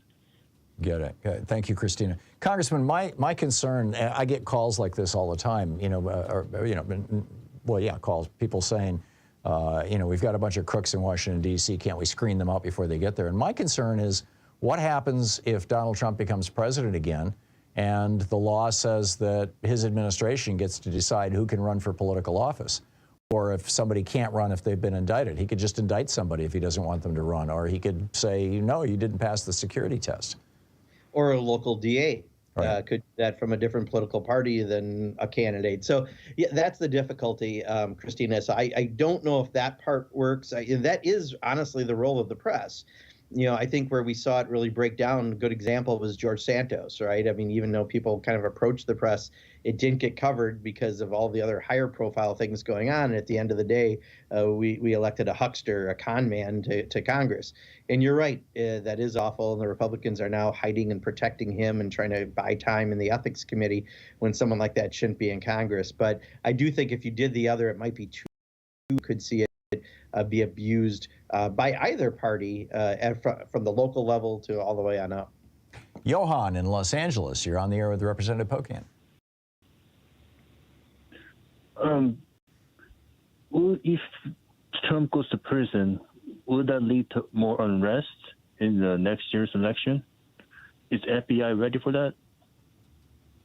Yeah, I don't think any of this is going to move fast. It took a long time to get to this point to have a ironclad case, but the process is not quick in the legal system. And my guess is that Donald Trump will find every way to delay action. So I don't think you're going to have a Eugene Debs situation where he's running for president from prison. I think you're going to have Donald Trump lying about this and fundraising off of this and figuring out how to make money for Donald Trump off of this, because that's what he does best. Corey in Rome, Italy. watching us on YouTube. You are on the air with Congressman Pocan. I'm actually in Las Vegas. Oh, you are? But okay. Yeah. I'll fix that then. I guess the last time you called, you were in Rome? Probably so. Okay. This question probably goes to the both of you. I'm of the school of thought that I don't think Donald Trump fomented the insurrection or stole the documents because he wanted to stay in power. I think that there's a lot more that he's trying to hide. And I wanted to ask, do you think that Jack Smith will be continuing this investigation throughout all the different tentacles of it, or is this the end of it? Yeah, I think the investigation always is sort of open, depending if new information comes, because sometimes things like this do trigger that. But I really believe much of this is about Donald Trump just trying to stay president, because Donald Trump thinks he's above the law, and his narcissistic qualities are unmatched, and that's what he's been trying to work towards. I truly believe that that's Donald Trump. I mean, what you see is what you get with him. And yes, he makes a lot of money by running for office. I mean, think of all the scams and frauds he's been running, much less the actual crimes he's done. This is who he is, and at least he's being exposed for it at minimum and hopefully held accountable through the legal system. Mike in Tecumseh, Michigan, you are on the air with Congressman Pocan. I think that's Autumn's purse. Yes, I have a quick question for Congressman and you too, Tom. Is possible the trial could be televised? I think it's up to the defendant, but I don't know. Congressman? I think, again, from some stats that a caller earlier brought up, which sounded very accurate, a trial is a very small percent of these cases, where they actually get to. So I think, we're assuming that that could happen, but I'm not sure that's ultimately the end. It could be some kind of a settlement that Donald Trump will pursue, but he'll only do it after it benefits him in every way up to that point. So could it be televised? Maybe. Does Donald Trump like television? Absolutely. But it's going to be up to the judge, isn't it? The judge, but also I think that there has to be agreement, as the caller said, and that's why I don't know if I can predict much with Donald Trump, other than if it benefits Donald Trump, he'll do it. Yeah, Congressman, just 5 seconds. Looking forward, what should we be looking for? This is a good month to connect with your elected officials in federal office. Most of us are in district for the month of August and early September, so take advantage of that and be heard. There you go. Call your representative and see if they've got an event coming up. Congressman, thanks so much for dropping by. It's always great having you on the program. Absolutely, Tom. Thank you. Take care. My pleasure. Thank you. We'll be back. We'll continue this conversation about Donald Trump's impeachment, and your thoughts on it, my thoughts on it. Stay tuned.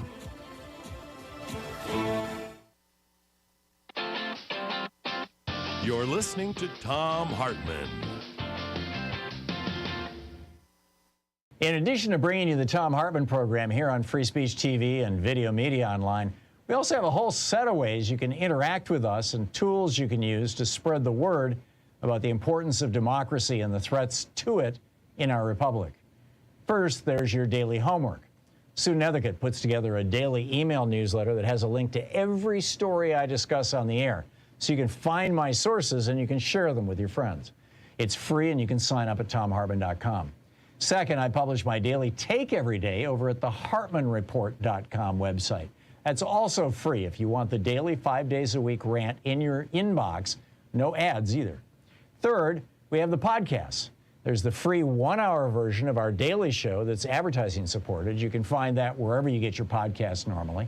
And then there's also the podcast of the entire 3-hour show with no advertisements, and that's available by subscription over at thomhartmann.com. So check them all out at thomhartmann.com and hartmannreport.com.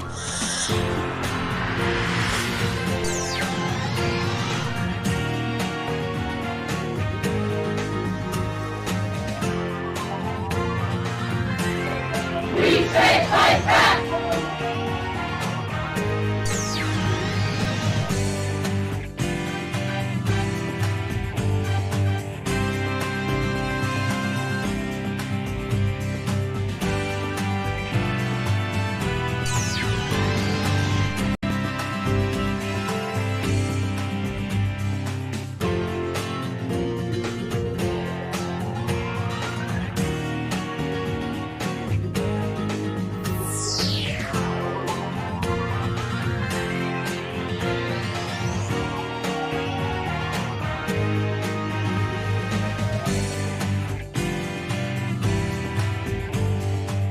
Today we're reading from Behold America by Sarah Churchwell, The Entangled History of America First and the American Dream. This is from the prologue. On Monday, 30 May 1927, a cool day with showers forecast, New Yorkers were gathering for the annual Memorial Day parades around the city. It was only 9 years since the end of the European War, into which America had been so reluctantly drawn and Europe had suddenly become closer than ever before. Precisely 10 days earlier, Charles Lindbergh had completed the first solo flight across the Atlantic in the spirit of St. Louis, and no one had yet stopped celebrating. Front pages around the country reported that Lucky Lindy had been mobbed in London, greeted by rapturous crowds of 150,000. Few Americans were talking about much else than the newest national hero, but in New York that day, different kinds of mobs were about to gather. Around 8 a.m., a group of Italian immigrants living in the Bronx set out for the elevated train on their way to Manhattan to join the parade. But they were not going to honor the American soldiers who had died in the service of their country. They were supporters of Mussolini, planning to join 400 American fascists who were marching in Manhattan's Memorial Day parade as part of the official fascist movement in the United States. They had been invited by the parade's organizers, to the outrage of many anti-fascists, including Italian nationalists and anarchists who threatened violence if the invitation wasn't rescinded. It wasn't. Like all his fellow fascists intending to march that day, Joseph Carisi was wearing the black shirt uniform, sporting leather boots, jodhpurs, a black cap, and carrying a steel-tipped riding crop. When he stopped to buy a newspaper, Carisi was jumped by two men, stabbed in the neck, and left to die on the sidewalk. Another fascist, Nicholas Amoroso, who was running either to catch up with his group or away from the killers, reports vary, was shot 4 times, once right through the heart. One of the 2 murdered men had served in the American Army during the Great War. The other with the Italian Army, papers reported. The parade they had meant to join took place without them, a fascist delegation of several hundred that was guarded by police to, quote, avert disorder. The parade, the American blackshirts returned to their headquarters in the heart of Times Square. There, another of the fascists standing outside was set upon by 3 men. He defended himself with his riding crop as his fellow blackshirts charged out brandishing clubs and whips, chasing the assailant through the theater traffic in Times Square, who fled as the black-shirted mob tore through the traffic. 100 fascists, reported the New York Times, rushed the attackers. A melee ensued that was quickly dispersed by the police. There was also violence in Brooklyn, where a parade of fascisti marched from the Angelo Rizza Fascista League at 274 Troutman Street in Bushwick. The LA Times reported several hundred men were parading, including 40 or 50 in the black shirt uniform.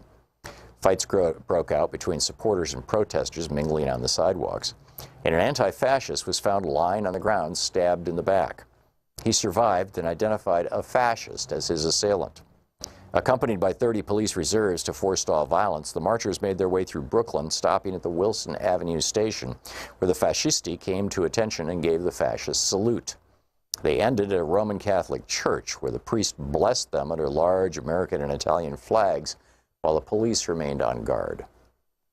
The biggest outbreak of violence that Memorial Day, however, occurred in Queens, where it centered around a different right-wing group, not Italian Americans, but the self-proclaimed 100% American kind. By 1927, the Ku Klux Klan had spread across the United States since its rebirth in Georgia 12 years earlier. The first Klan was formed in the immediate aftermath of the Civil War, as former Confederate soldiers in Tennessee created a secret society to promote white supremacism, and terrorize the newly freed slaves in the South during the Reconstruction era.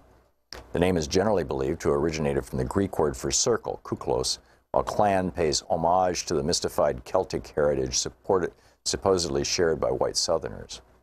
Within a decade or two, the first Klan had been successfully suppressed by law enforcement and died out by the turn of the century. But in 1915, it was resuscitated in Georgia, and by the early 1920s, the second Klan had achieved a powerful political presence in the United States, not only in the South, but across the country. I would add this is because of 1915, the movie Birth of a Nation came out. The Klan had an active presence in New York City and Long Island by 1927, with favorite slogans, which they even attempted to copyright at various points. That year, the Klan was calling attention to the fact that it first announced the program of 100% Americanism and of America First. They were not, in fact, the first to adopt these mottos, as this book will show. In 1927, both phrases had been around for a decade or more. But as far as the Klan busily copywriting hate was concerned, America First belonged to them. And on Memorial Day in Queens, 1,000 or so of them had gathered to march, many in white robes and hoods. They were accompanied by 400 women from the so-called Clavana, the feminine branch of the Klan. Some of the reported 20,000 spectators in Queens that day objected to the Klan's presence, as others defended their right to march. Scuffles broke out, and it turned into a riot. Women fought women, and spectators fought the policemen and the Klansmen as their desire dictated, said a newspaper. Klan banners were shredded, and 5 of their number were arrested, said initial reports, while a few others were caught up in the confusion as well. The book, Behold America, Sarah Churchwell.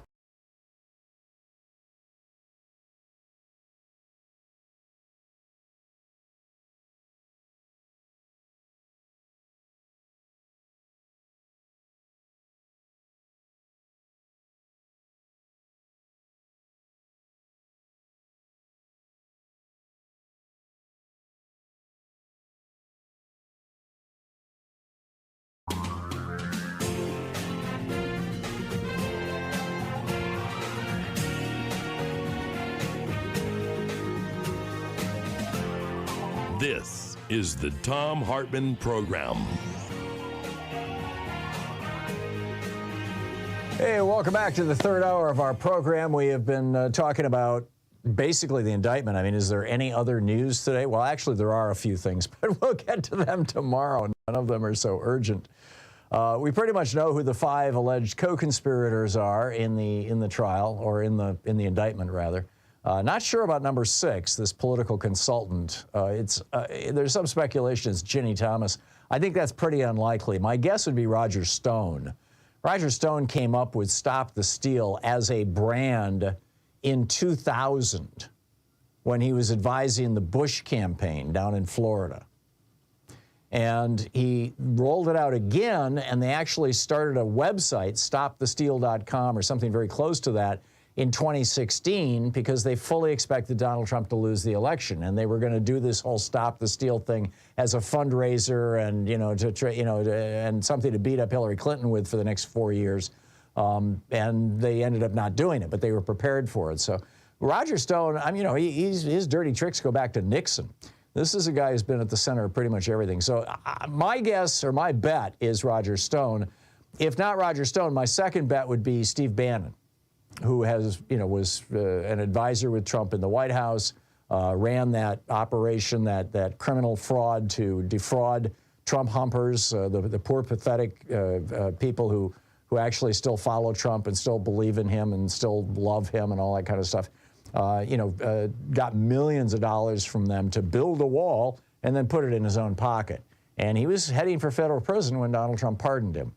But he's also facing new charges relating to that very scheme. And I believe he's going to trial May of next year.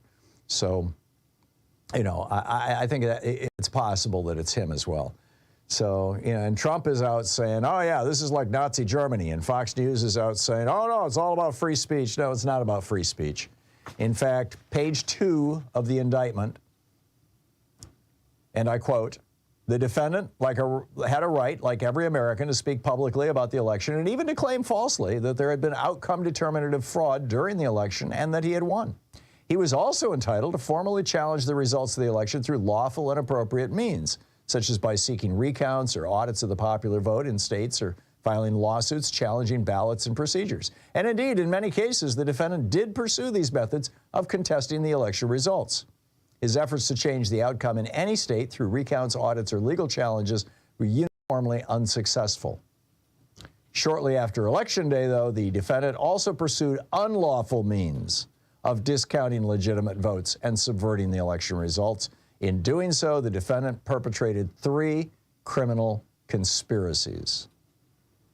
And at that point, we're not talking about free speech anymore. Sorry, Sean Hannity, this is not about free speech. So in the first hour of the program, I went through everything fairly exhaustively, so I'm not going to repeat that. But let's pick up some of your calls here and just continue with our conversations throughout the day here. Tom in Huntington Beach, California. Hey, Tom, what's on your mind today? Hey, I got a good question and a point. The Stop the Steal PAC, which he really formed right at the end of his presidency, collected $250 million supposedly to fight all the legal cases, but he only spent like $200,000 helping those legal cases, and the rest he just kept in his PAC. So isn't that like him in his brain saying, well, I know these cases ain't going anywhere, so I'm not going to waste $20 million. Oh, I think so. They also, you know, when he ran for re-election in 2020, his re-election campaign raised $1.2 billion, and Jared Kushner set up a corporation that they paid over $600 million to, that apparently was simply distributed to members of the Trump family. I mean, you know, Wow. So, yeah, there's some, this guy has figured out how to monetize being president. And you'll recall back in 2016 when he was running for president, actually when he was running in the primary, in the Republican primary, he said, I'll be the first guy ever, he said, if I become president, I'll be the first guy ever to make money on the presidency. He bragged about it. Yeah. So, and, hey, and he did. One last thing. What's his legal defense for keeping the Israeli national treasures that were lent to the White House? Oh, yeah, that's a good question. That kind of fell through the memory hole. I mean, you know, it was a news story a week ago. Apparently, for people who don't know what we're talking about, Israel had loaned to the White House during the Trump presidency for a one-week period, during Passover, I believe it was, a menorah that was 2,000 years old and made out of, you know, clay and was, you know, just some ancient artifact. And that is now down at Mar-a-Lago. Trump stole that from the White House, you know, along with hundreds of boxes of other stuff. God only knows what all he stole. And frankly, I don't know the status of it, but the Israeli government last week asked for it back again. And, you know, I don't know where it's at. Tom, thank you for the call. Ziggy in Oneonta, New York. Hey, Ziggy, what's on your mind today? Hi, Tom. I put my money on Bannon, but I will accept any one of them because it could have been any one of them. You know what I mean? Yeah. And I'm calling because I want to talk about activism now that Trump is indicted. I'm calling you today from the Democratic booth at the Otsego County Fair, where I am donating my time this week. Oh, good on you. Talking to people and trying to get people to vote for us and to discuss the issues. And if anything today, I'm feeling a sense of I'm glad that guy's finally got something coming towards him. I'm trying to be nice how I say it. I'm not saying everyone, but a general mood of that. And I think that that's good. And, you know, we can talk about this on the radio and amongst ourselves, but we have to get out in the public and convince these people, especially those who don't seem to care, that they got to do something, and they have to vote this next November. Yeah. So I just wanted to give that kind of a plug. So just so I understand, you're at the county fair right now, and you're in a booth that has the word Democrat all over it. I'm assuming you've got some of the merchandise that you've got available over at either your website. Remind me of the website. Actually, no, I'm not selling my merchandise. That can stay, and I sell it that way. I'm not trying to make any sales here. Okay. I am working at the booth, and we do have a couple of candidates who are running this year for local offices. We have one, Mac McGuire, and he's a Gen Z 25-year-old running for county clerk. Great. And, you know, we're trying to push him out there to the people, and he's doing a great job running. And just talk to people in general, not trying to sell them anything, not trying to... Okay, great. Well, where I was going with that... trying to convince them to vote. Where I was going with that... Democratic. Where I was going with that, Ziggy, was, you know, you're there in the booth and you got the word Democrat hugely displayed. Obviously, people are going to walk by knowing that you're there with the Democratic Party. What is your sense of the crowd? Because this crowd is probably representing, I mean, it's a county fair. It's probably fairly representative of the population as a whole. Are you finding that, you know, well over a half of the people walking by are smiling and giving you the thumbs up, or are you getting, you know, what's your sense of how people are, just average people walking by are reacting? Yeah. Well, this is, what you call it, the Purple County, whatever. We're a third Republican and a third Democrat and a third Independent. And really, I would say, if anything, once you walk out the fair, you kind of feel like you're in Trump territory because you'll see the Trump signs and everything. Having said that, generally 90% of the time, I'm getting good vibes from people. That's great. That's great. Well, I'm glad to hear it. Thanks, Ziggy. Thanks for the report. And it's great to hear from you today. Thank you very much. Lawrence in Berkeley, California. Hey, Lawrence, what's on your mind today? Yeah, hi, Tom. I saw a poll that was published in the New York Times yesterday, and it said that of the people who think that Trump has committed a serious crime, 23% of them say they're going to vote for him anyway. Right, I saw that. Now, these are the MAGAs, and you know, as I said in a blog, what are we going to do about these people? We don't have that many psychiatrists. Well, or cult deprogrammers. I think that's probably more appropriate. But yeah. Okay, those also. But the really serious question, you know, I mean, Trump maybe will go to jail for 20 years if he gets convicted for these current indictments. But these people will continue. As a matter of fact, in some families, they're still being born and they're still being conceived.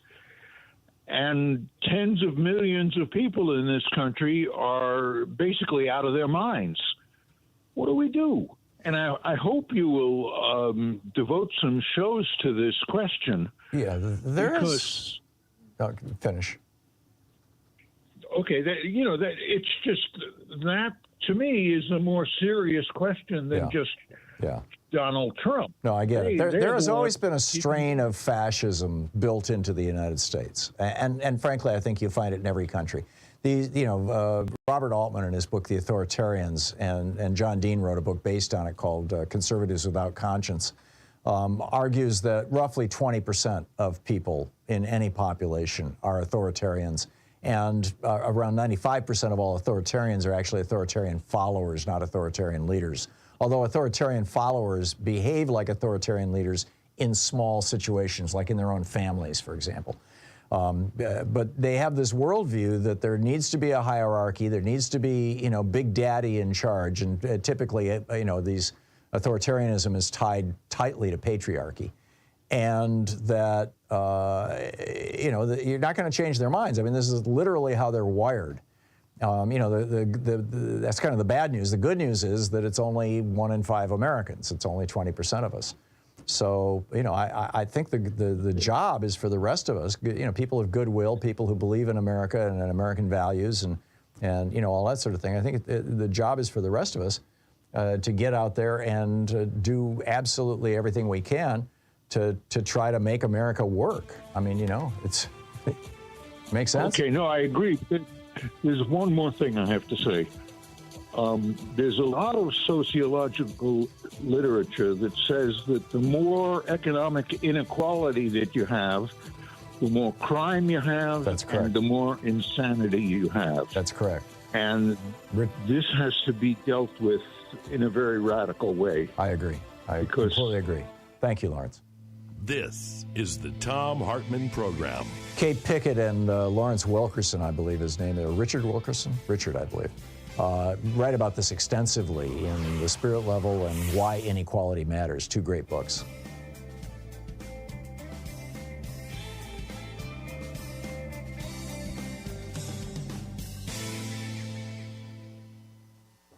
And welcome back, Corrine in Muskegon, Michigan. I've been to Muskegon many times. Hey, Corrine, what's on your mind today? Well, Tom, how are you today? I'm great, but I'll get better. Yeah, I got a couple things here. You know, if Trump is convicted of a felony, okay, will he be allowed to vote in the state of Florida? And if he's not, will Ron DeSantis throw some cuffs on him and lock him up? Well, that's interesting. He would not be able to vote in the state of Florida if he owes any fines. But if he doesn't owe any fines, then yes, he can vote. Okay. All right. Well, that's okay. Well, that sucks. I thought maybe that. There are other states where he couldn't vote. There's still a few states. I believe Texas is one of them. I could be wrong, though. I don't have the list in front of me. I'm sorry. I was just wondering on that one. But secondly, you know, I'm still a little ticked off with this Tommy Tuberville and his holding up these promotions. My grandson just flew off August 24th to report for Michigan National for the National Army National Guard. And so I think when he signed up, he didn't really realize, you know, Tommy Tuberville hadn't been holding up these promotions yet. So, Right. yeah. Well, he's, kind of was a tearjerker when I saw that plane taking off. Yeah, he says, I can imagine. Tuberville says he's doing it because it's all about abortion. I think he's doing it because he's trying to hold these slots in the military open until Trump comes in as president.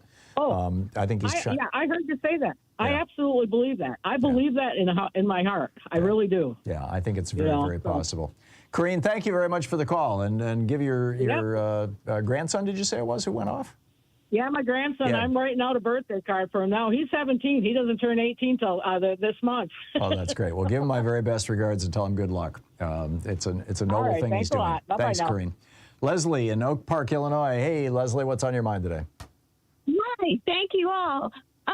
Yes, I wanted to know if the 14th Amendment, Section 3 of the U.S. Constitution regarding any insurrectionists or those that help in any way insurrectionists can never again hold an office in government, either federal or state. Could you talk about that? And also, please, Ohioans, vote today. Vote no on the resolution and keep your power. That's right. Is it today or was it yesterday? It was Tuesday, wasn't it? Yesterday? I'm not sure. Is it over? Yeah, I think so. Well, I don't know. I don't live in Ohio. I mean, typically elections are on Tuesdays, but I knew it was this week. But in any case, in answer to your, rephrase your question again. Well, Amendment 14. Oh, that's right. The article, Section 3 of the 14th Amendment. Thank you very much. Yeah. You cannot hold office. I got distracted. That requires a court. Right. I mean, there was actually a fellow in, I believe it was Arizona, might have been, one of the other southwestern states, who was forbidden from running for a county office or a state office because he had been convicted of being one of the January 6th insurrectionists. It requires, though, a court to say, yes, you participated in an insurrection and therefore you can't run. So after Trump gets convicted of all this stuff, if that happens, then he should be charged under the 14th Amendment to prevent him from holding public office. That's my understanding of the process. I might be wrong, but I'm pretty sure I'm not. Thank you for the call, Leslie. We'll be right back.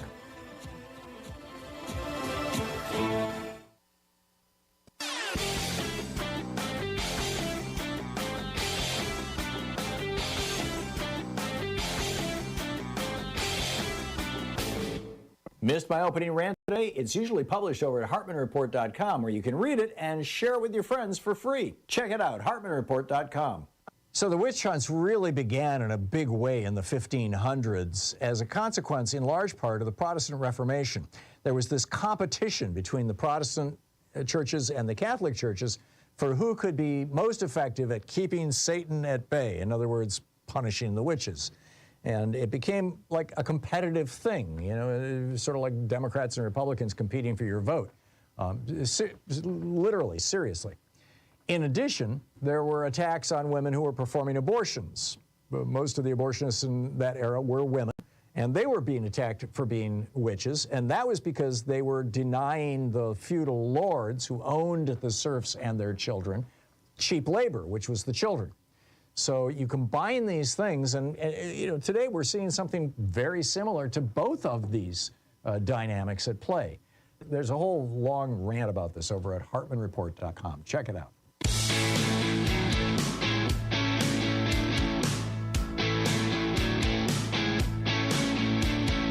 Welcome back. 23 minutes past the hour, and we are talking about, whatever's on your mind, in particular, this indictment here. Christine in Madison, Wisconsin. Hey, Christine, what's on your mind today? Hi, Tom. Thanks for taking my call. Sure. I was wondering, do you think the judge might restrict Trump from doing case-related comments at rallies and truthy, social, whatever, because it seems like there have been gag orders before about not speaking about the case. There have, and he's ignored them, and judges have not tried to enforce them. You know, I doubt that there'll be a gag order or any sort of an order like that, but I mean, it's not inconceivable. I was hoping there would be. I was hoping that he might get contempt of court or something. I don't know. Yeah, I doubt they'll even give him an opportunity to defy them. I think they're just going to go straight ahead with this and just a nice, clean prosecution and no complications, no confusion, and just nail this guy to the wall. I mean, you know, it sure seems like they're prepared to do that. Christine, thank you for the call. It was a great question. Might say, go ahead. They might say freedom of speech. They might say, oh, more freedom of speech. Well, he already is. He's laid out. He's already laid out two defenses, and they've been reciting them like a mantra over on Fox News. The first is all he did is talk, and he has free speech. Well, he didn't just talk. He conspired with a group of people to, and a conspiracy, by the way, that led to the death of 6 people.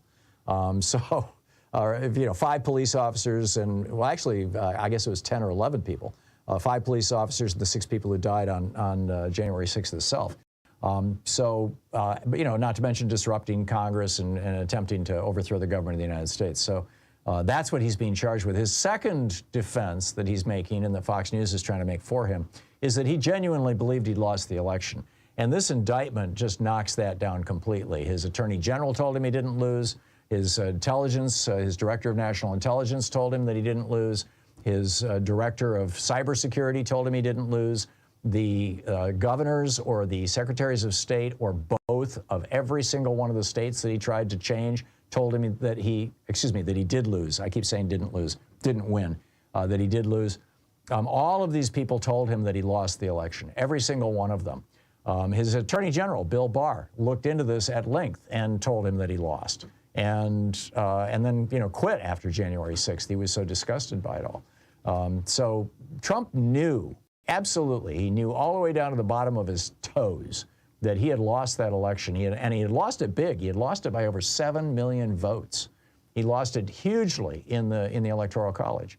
And so this behavior is not just free speech, and it is not acting out a deeply held personal belief that he actually won the election. He did not win the election, and he knew it.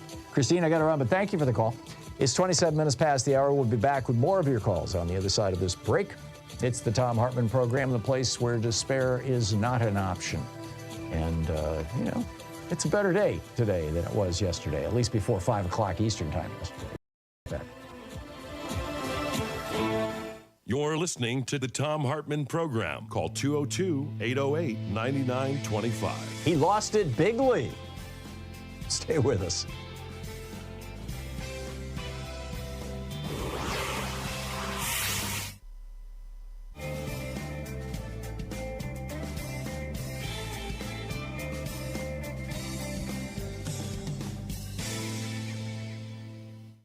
Our book today in the Thom Hartmann Book Club is The Hidden History of Big Brother in America, How the Death of Privacy and the Rise of Surveillance Threaten Us and Our Democracy. This is from the introduction, titled The Big Picture of Social Control versus Democracy.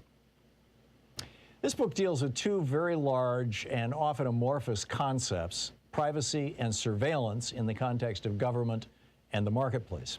Both concepts have undergone changes over the millennia of recorded human history, and those changes have dramatically sped up and expanded over the past few centuries, starting with the widespread use of the printing press in the mid to the late 15th century, when books and newspapers began to proliferate across Europe, and in the rest of the civilized world by the end of the 17th century, civilized in quotes. The development of radio, television, and the internet in the 20th century heightened the need to define more clearly what both concepts meant and how they applied both to governments, the public sector, and to individual and corporate players, the private sector. The thought police and Big Brother are terms introduced into the popular lexicon by George Orwell in his novel 1984.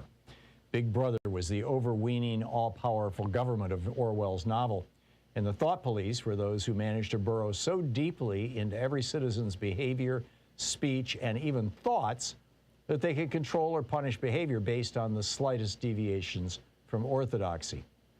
Orwell was only slightly off the mark. Big brother types of government and bought police types of social control are now widespread in the world and incompatible with democracy, as I'll show in more detail later in the book.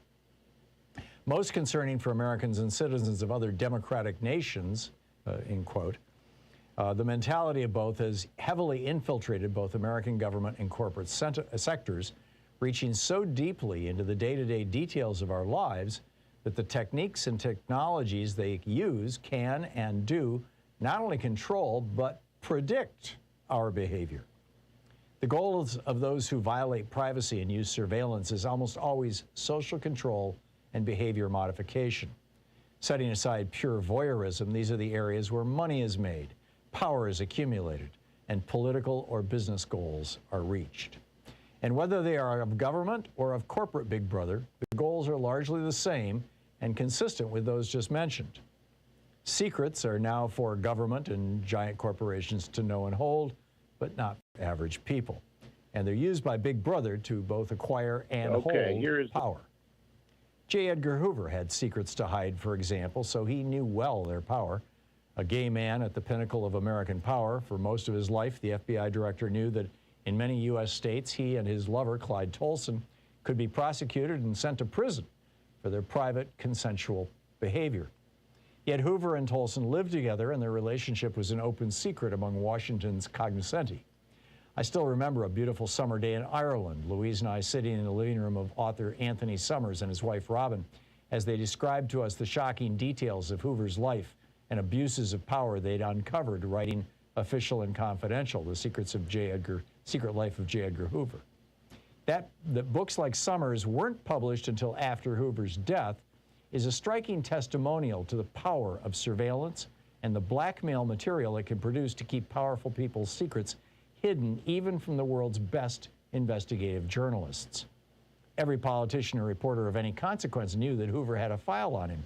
They were almost all men back then, and powerful men at that time were far more likely to harbor salacious secrets, ensuring Hoover an unbroken hold over the FBI from its founding in 1935 to his 1977 death. But Hoover didn't use his massive FBI surveillance powers just to cow politicians and reporters. He was also interested in advancing policies close to his heart. A dedicated white supremacist running an FBI where all meaningful power was held in white hands throughout his life, Hoover, or an underling at his behest, famously sent FBI surveillance tapes of Dr. Martin Luther King Jr. having an extramarital affair to the civil rights leader himself, implying that they'd next go to his wife and the public if he didn't commit suicide. Hoover also spent his entire career downplaying the role of Italian organized crime in the United States because, among other things, mafia godfather Santo Trafficante had the goods on his sexual orientation and regularly hosted him and Tolson for gambling junkets. When, in 1961, Attorney General Robert F. Kennedy overruled Hoover and began prosecuting the mob, with the number of cases brought shooting up from dozens annually to over 700 a year in the early 1960s, the mafia backlash eventually destroyed the Kennedy dynasty. There's a more modern story of how surveillance and invasions of privacy have impacted American politics. The rise to the presidency of serial rapist, wannabe fascist, and crooked businessman Donald Trump. The biggest big brother of the corporate world, Facebook, had for years been compiling massive troves of personal data on Americans, even Americans without a Facebook account, as any page with a Facebook logo on it can send your browsing activity back to Facebook. And sometime in the mid-2010s, Cambridge Analytica hired a data scientist to put together an app that could suck down that data without Facebook's knowledge. Cambridge once bragged that they ended up with more than 4,000 data points on each of 230 million Americans. The book, The Hidden History of Brother in America, How the Death of Privacy and the Rise of Surveillance Threaten Us and Our Democracy, by Thom Hartmann.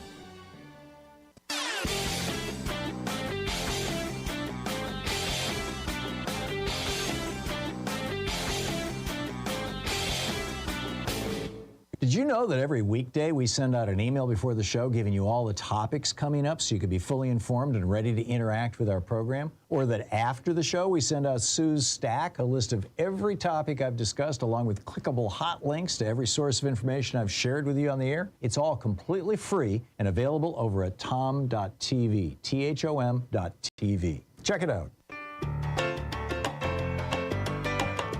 Oh, this is interesting. Breaking news over on Raw's Story. Last night, Donald Trump shared dinner in a private dining room at his Bedminster, New Jersey flea bag with Fox News President Jay Wallace and the network's chief executive Suzanne Scott, according to the New York Times. They discussed his intention to skip the first presidential debate, which the network will host on August 23rd. The second debate is planned for next month at the Reagan Presidential Library in California, which Fox will also host. The 2-hour dinner was described by sources as cordial. The network executives told Trump he excelled as a center of attention and told him the debate provided him with an opportunity to show off his skills. Trump told the executives he hadn't made a decision and would keep an open mind about attending the debate, although he complained during the dinner that Brett Baer had gone too easy on DeSantis. Hannity was supposed to be there, but apparently that conflicted with his putting together his program. They describe it as Fox News bosses wooing Donald Trump. By the way, I had a caller who mentioned the election in Ohio. The actual election date is next week. It's next Tuesday, but early voting has already started. So you can vote in Ohio to say no to that ballot amendment that would make it harder to do ballot amendments, specifically ones that might legalize abortion. All right, back to your calls. And let's see here. Junro, am I saying that right? In Dusseldorf, Germany? Yes, that's right. Hello, Tom. Thank you for your call. I was endorsed by Farron Cousins, I have to say, from Ring of Fire. I watch him every day because he's a good guy, the news of the U.S. is very interesting. Yeah. I just wanted to ask you if you see some cause in the problem in the U.S. That you have the case law system in opposition to the German system of the codified law. I'm sorry, General, I am not an attorney, and I don't know the difference between those two things. Okay. Yeah, because usually in Germany we say we have to make the law by the legislative arm, and then you can act on it. That's what we do here. So are the rules everywhere, and in the U.S. system you have the case law where the judges can make the precedents, which would not have the weight here in Germany like in the U.S. And there is no legislative power for the judges, for example. Yeah, I mean, all the laws that Trump has been charged with are actual laws that have been passed by Congress that are on the books. Okay. In terms of judges creating laws, I realize the Supreme Court has kind of created things out of thin air. I mean, probably the most notorious or famous example is Roe v. Wade, which really was a legislative function to divide pregnancy into 3 trimesters and have different penalties or different opportunities for each one. But the Supreme Court did it anyway. But I think that's very much the exception. The rule in the United States in general is that, Congress makes laws or state legislatures make laws, police departments and courts enforce those laws. And in the case of Trump, none of this is the kind of law that is the product of judicial activity or judicial oversight. All of it is the laws that he's being charged with are 18 U.S.C. 371, conspiracy to defraud the United States. 18 U.S.C. 1512, conspiracy to obstruct an official proceeding. 18 U.S.C., by the way, U.S.C. means the code of the United States, the United States Code. Yes. 18 U.S.C., and 18 is the criminal provisions of American Criminal Code, I believe. 18 U.S.C. 1512, obstruction of and attempting to obstruct an official proceeding. And 18 U.S.C. 241, conspiracy against rights. So, pretty straightforward stuff. Yeah, thank you for your information. So. You're welcome. Thanks for the call. It's nice to hear from you. I'm enlightened. Thank you very much. Goodbye. Okay, bye now. John in Studio City, California. Hey, John, what's on your mind today? Hi, Tom. How are you? First-time caller. Thank you. A little annoyed listening to you on internet because KPFK cut you back, much to my annoyance. You've only got an hour on the radio here now. Yeah. Couple of things. First of all, I think you should add former General Michael Flynn to the list of dark horse six-man candidates. Yeah, you're right. Several people have suggested him in articles that I've read. So, yes, you're absolutely right. He's a possibility, too. Secondly, this would be a very good time, I think, for the media to hold Kevin McCarthy's feet to the fire to release the January 6th tapes to all the media, as he promised publicly he would after giving the exclusive to Tucker Carlson. And so far, he's done nothing on that. Oh, that's a good This would be a great. And thirdly, this may be my paranoid streak, but I'm still thinking somewhere there is a certified letter unopened, Trump giving himself a pardon from when he was president. I can't believe his devious criminal instincts would not have made him do that and keep it in abeyance until he's convicted. So just adding that to the mix. But the main thing I'm calling about is I had what many people will think is a crazy idea, but being old enough to have lived through the pardon of Ford by Nixon by Ford before he was tried, I think it might be very smart for Biden, or at least worth considering, to say that he will let the whole process go through, just as he did with the prosecution of his own son, and especially if he could get Trump to agree to let the prosecution go forward, but to promise that if Trump is convicted, he will pardon him or commute the sentence so that he does not serve time. I think that would undercut so much of the argument among Republicans about the persecution of our poor billionaire former grifting president. I think it would be a magnanimous gesture. I think it would not impede justice, and I think it would divide the Republican support for Trump. What do you think? My concern is that it would do exactly what Jerry Ford's pardon of Richard Nixon did. I don't think for a minute that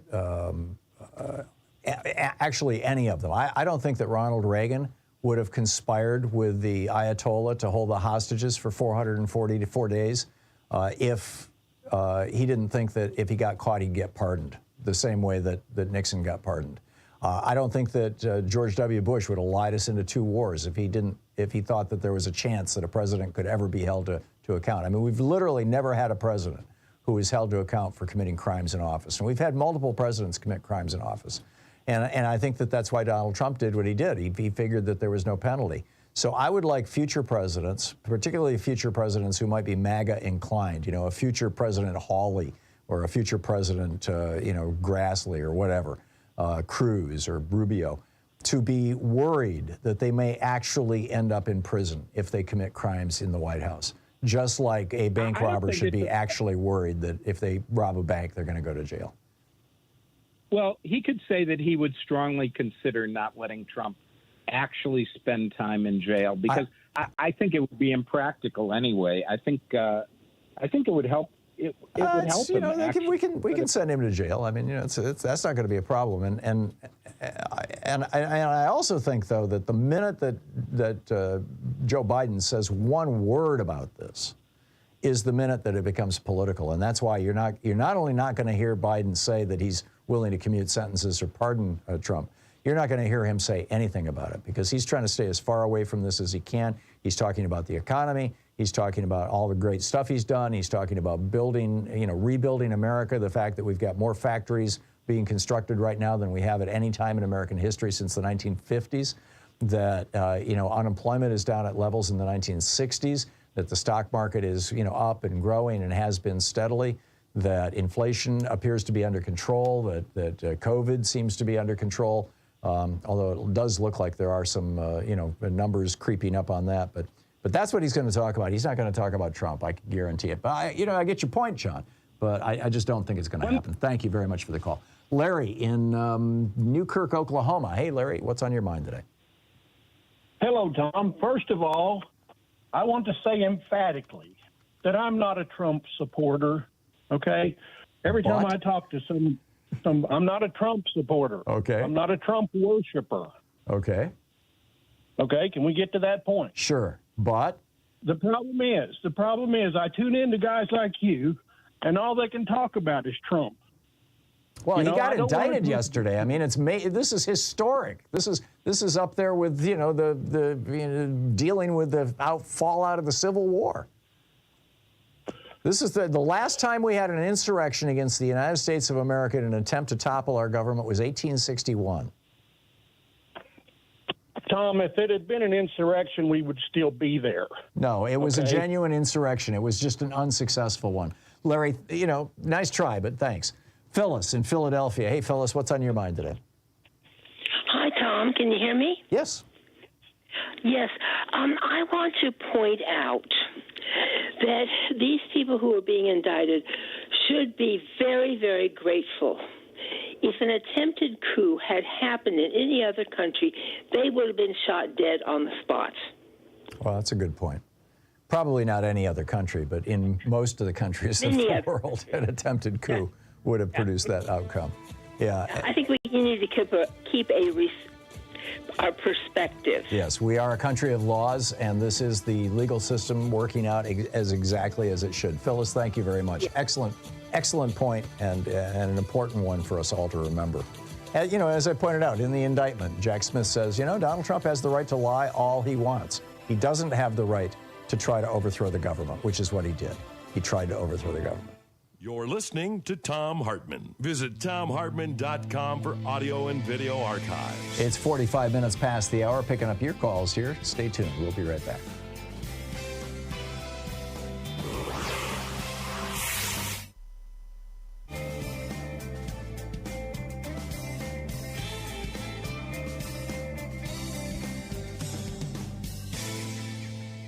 And welcome back. John in Portland. Hey, John, what's on your mind today? Hey, Tom. Sorry, I was on hold for a while, and then I had to reboot my phone. So this question is kind of outdated time-wise, but there was a conversation earlier about the appeals process for this. And I was just wondering, if it ended up going to the Supreme Court and Ginny Thomas is the sixth conspirator, what do you think the chances of Clarence Thomas recusing himself? If she was actually named, or if she ends up being named in some other activity or indictment, which I consider to be a probability of probably less than 1/100th of 1%, Sure, understood. Then probably he would recuse himself. I don't think he would be able to do anything other than that, and John Roberts would probably require it. There's no doubt in my mind that if Trump is convicted, he's going to try to appeal it. And his main strategy right now is to try to pollute the jury pool. He's trying to get jurors to essentially be on his side. Whether he's going to be able to pull it off or not, that's a whole other question, and time will tell. I guess I have zero confidence in this court to do what is right. This Supreme Court is ethical. Yeah. I don't think Clarence Thomas would necessarily recuse himself, even though Ginny Thomas has been shown to be one of the sub-level conspirators, right? I mean, well, there were numerous cases that came before the court that were being, in which the billionaire who owns Clarence Thomas, Harlan Crow, was a participant, directly or indirectly. And Clarence Thomas never recused himself from any of those cases. And we're now seeing the same thing with Sam Alito and perhaps with Neil Gorsuch. So this court, I think, is I don't think we know how corrupt former courts were. When I was researching my book, We the People, which is about the 14th Amendment and how the 1886 Supreme Court case that defined corporate personhood didn't actually define corporate personhood. When I was writing that book, we went through the archives of the justices of the Supreme Court at the time in the National Archives in Washington, D.C. And we found in Stephen J. Field, who was he was the justice who came from California. He also ran the Ninth Circuit. We found in Stephen J. Field's papers correspondence with the president of one of the largest railroads in America saying that if Field would rule on behalf of corporate personhood, that they would sponsor him to run for president in the election of 1892. So, it didn't happen. I mean, Field did say that, and he did argue that, but the court in 1886 actually didn't decide corporate personhood, even though the Supreme Court in the Buckley case said that they did, and in Citizens, and in Bellotti, actually, in the dissent in Bellotti, Rehnquist came out and said, this court without debate or discussion persons in 1886. Actually, they didn't. But in any case, this is probably way more than you need to know. But John, I think that I think it's gonna work out. We'll see how it shakes out. But John, thank you for the call. It's 49 minutes past the hour. We'll be back with more of your calls in just a moment. It's the Thom Hartmann Program. Talk media for the sane among us. Stay tuned.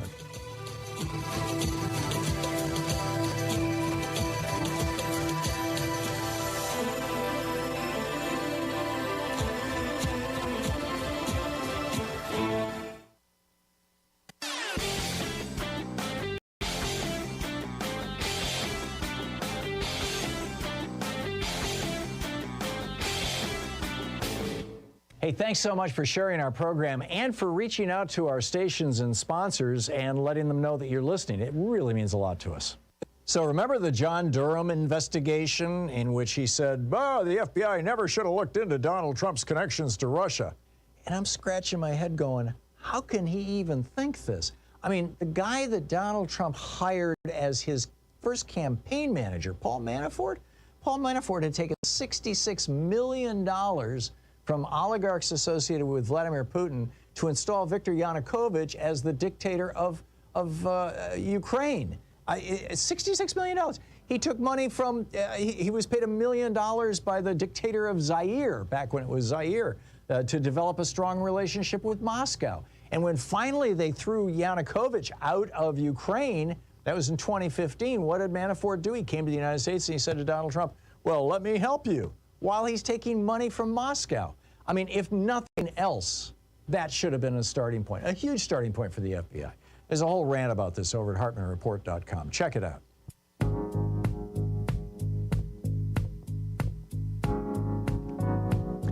Picking up your calls here, Mark in Glenview, Illinois. Hey, Mark, what's on your mind today? Hey, first-time caller, always listen to you on the radio. Well, thank you. Thanks for listening to us on Sirius XM. And my question is, why would anybody vote for Trump knowing after all he did wrong? Because he hates the same people they hate. Principal motivation for most Trump humpers, most people who are followers of Donald Trump. He made bigotry acceptable. He made hating on gay people, on trans people, but mostly on black people, Hispanic people, and Muslims. He made all of that politically acceptable, and as a result, we've seen just an explosion of the Nazi movement here in the United States over the last 6 years. Just, I mean, a genuine explosion in participation and membership, and that's why they love him. So that's why they're going to vote for him, Mark. Mark, thanks for the call. It's nice to hear from you. Brian in Santa Barbara, California. Hey, Brian, what's on your mind today?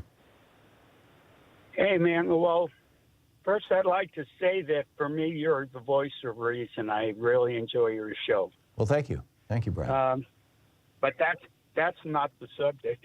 The fellow that was talking about if Trump is prosecuted, that he should not do time. And what people aren't realizing is this man has done so much to hurt us that if he's not prosecuted, he is above the law. And people are going to start to not be interested in government because government won't mean anything. Right. Yeah, I believe he needs to be prosecuted, and if he's convicted, he needs to be incarcerated, period, full stop. If I had done any of the things that he has done, I would be in jail already, no question. Yeah. And frankly, any other person who had done what he did would be in jail waiting trial right now. They wouldn't be waiting for him to show up at the courthouse at 4 o'clock tomorrow afternoon and sign himself out. They would have gone down to Mar-a-Lago and locked and, you know, put him in handcuffs and hauled him off. So absolutely right. Yeah. Anyway, this whole thing is dragged on way too long, and I think in the eyes of the world, if he's prosecuted and does time, that's going to be a positive thing for our image in the world. I agree. The rule of law still stands in the United States of America. That will be the message. Brian, thank you. Thank you so much for the call. Yeah. Jerry in Yuma, Arizona. Hey, Jerry, what's on your mind today? Hey, morning, Tom. Hey, I just had a quick comment and a question. Comment is, I think Donald Trump should be held responsible for the people who died on January 6th. And my question is, what's the chances of him changing the venue there in Washington, D.C.? And I'll take my answer off there. I think the chances are zero. You know, they're already talking about this. One of his lawyers was on TV yesterday saying that they should move it to West Virginia because it's more diverse. It's basically all white state. But I guess it's politically more diverse, I suppose. But it's more Trumpy. But it's not going to happen. They've already assigned a judge, and it's going to go forward. Jerry, thank you for the call. Bill in Columbia, South Carolina. Hey, Bill, what's on your mind today? Hey, Tom, great show. I just want to say I enjoy it. And thank you. I wanted to ask if legally, if any of these charges will prevent him from assuming the presidency should he win. To the best of my knowledge, no. The only charges that prevent you from running for office are sedition or treason, according to the Constitution. Now, that said, the 14th Amendment has a provision which says that if you have been convicted of attempting to overthrow the government or providing aid and comfort to people who are attempting to overthrow the government, you may not serve. So the first step would be for Trump to get convicted of the things that he's been charged with in this case. After that, then they would bring an action under the 14th Amendment as a separate court case, saying we want him to be his ability to run for political office to be stripped from him. And that there is precedent for it. It happened to a county official in one of the southwestern states. I think Arizona, might have been New Mexico, just 6 months or so ago. So that's the story, Bill. Bill, thanks a lot for the call. And thank you for being with us today. It's been an amazing day, an historic day. And we will continue the conversation tomorrow. So in the meantime, don't forget democracy is not a spectator sport. It requires all of us. So get out there, get active, tag, you're it. We'll see you tomorrow.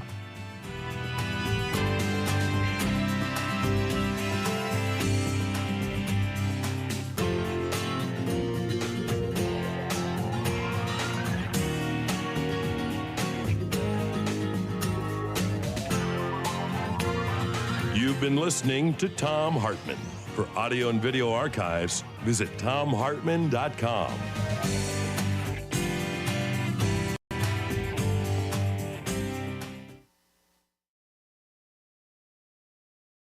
In addition to bringing you the Thom Hartmann Program here on Free Speech TV and Video Media Online, we also have a whole set of ways you can interact with us and tools you can use to spread the word about the importance of democracy and the threats to it in our republic. First, there's your daily homework. Sue Nethercutt puts together a daily email newsletter that has a link to every story I discuss on the air. So you can find my sources and you can share them with your friends. It's free and you can sign up at thomhartmann.com. Second, I publish my daily take every day over at the hartmannreport.com website. That's also free if you want the daily 5 days a week rant in your inbox. No ads either. Third, we have the podcasts. There's the free 1-hour version of our daily show that's advertising supported. You can find that wherever you get your podcasts normally. And then there's also the podcast of the entire 3-hour show with no advertisements, and that's available by subscription over at thomhartmann.com. So check them all out at thomhartmann.com and hartmannreport.com.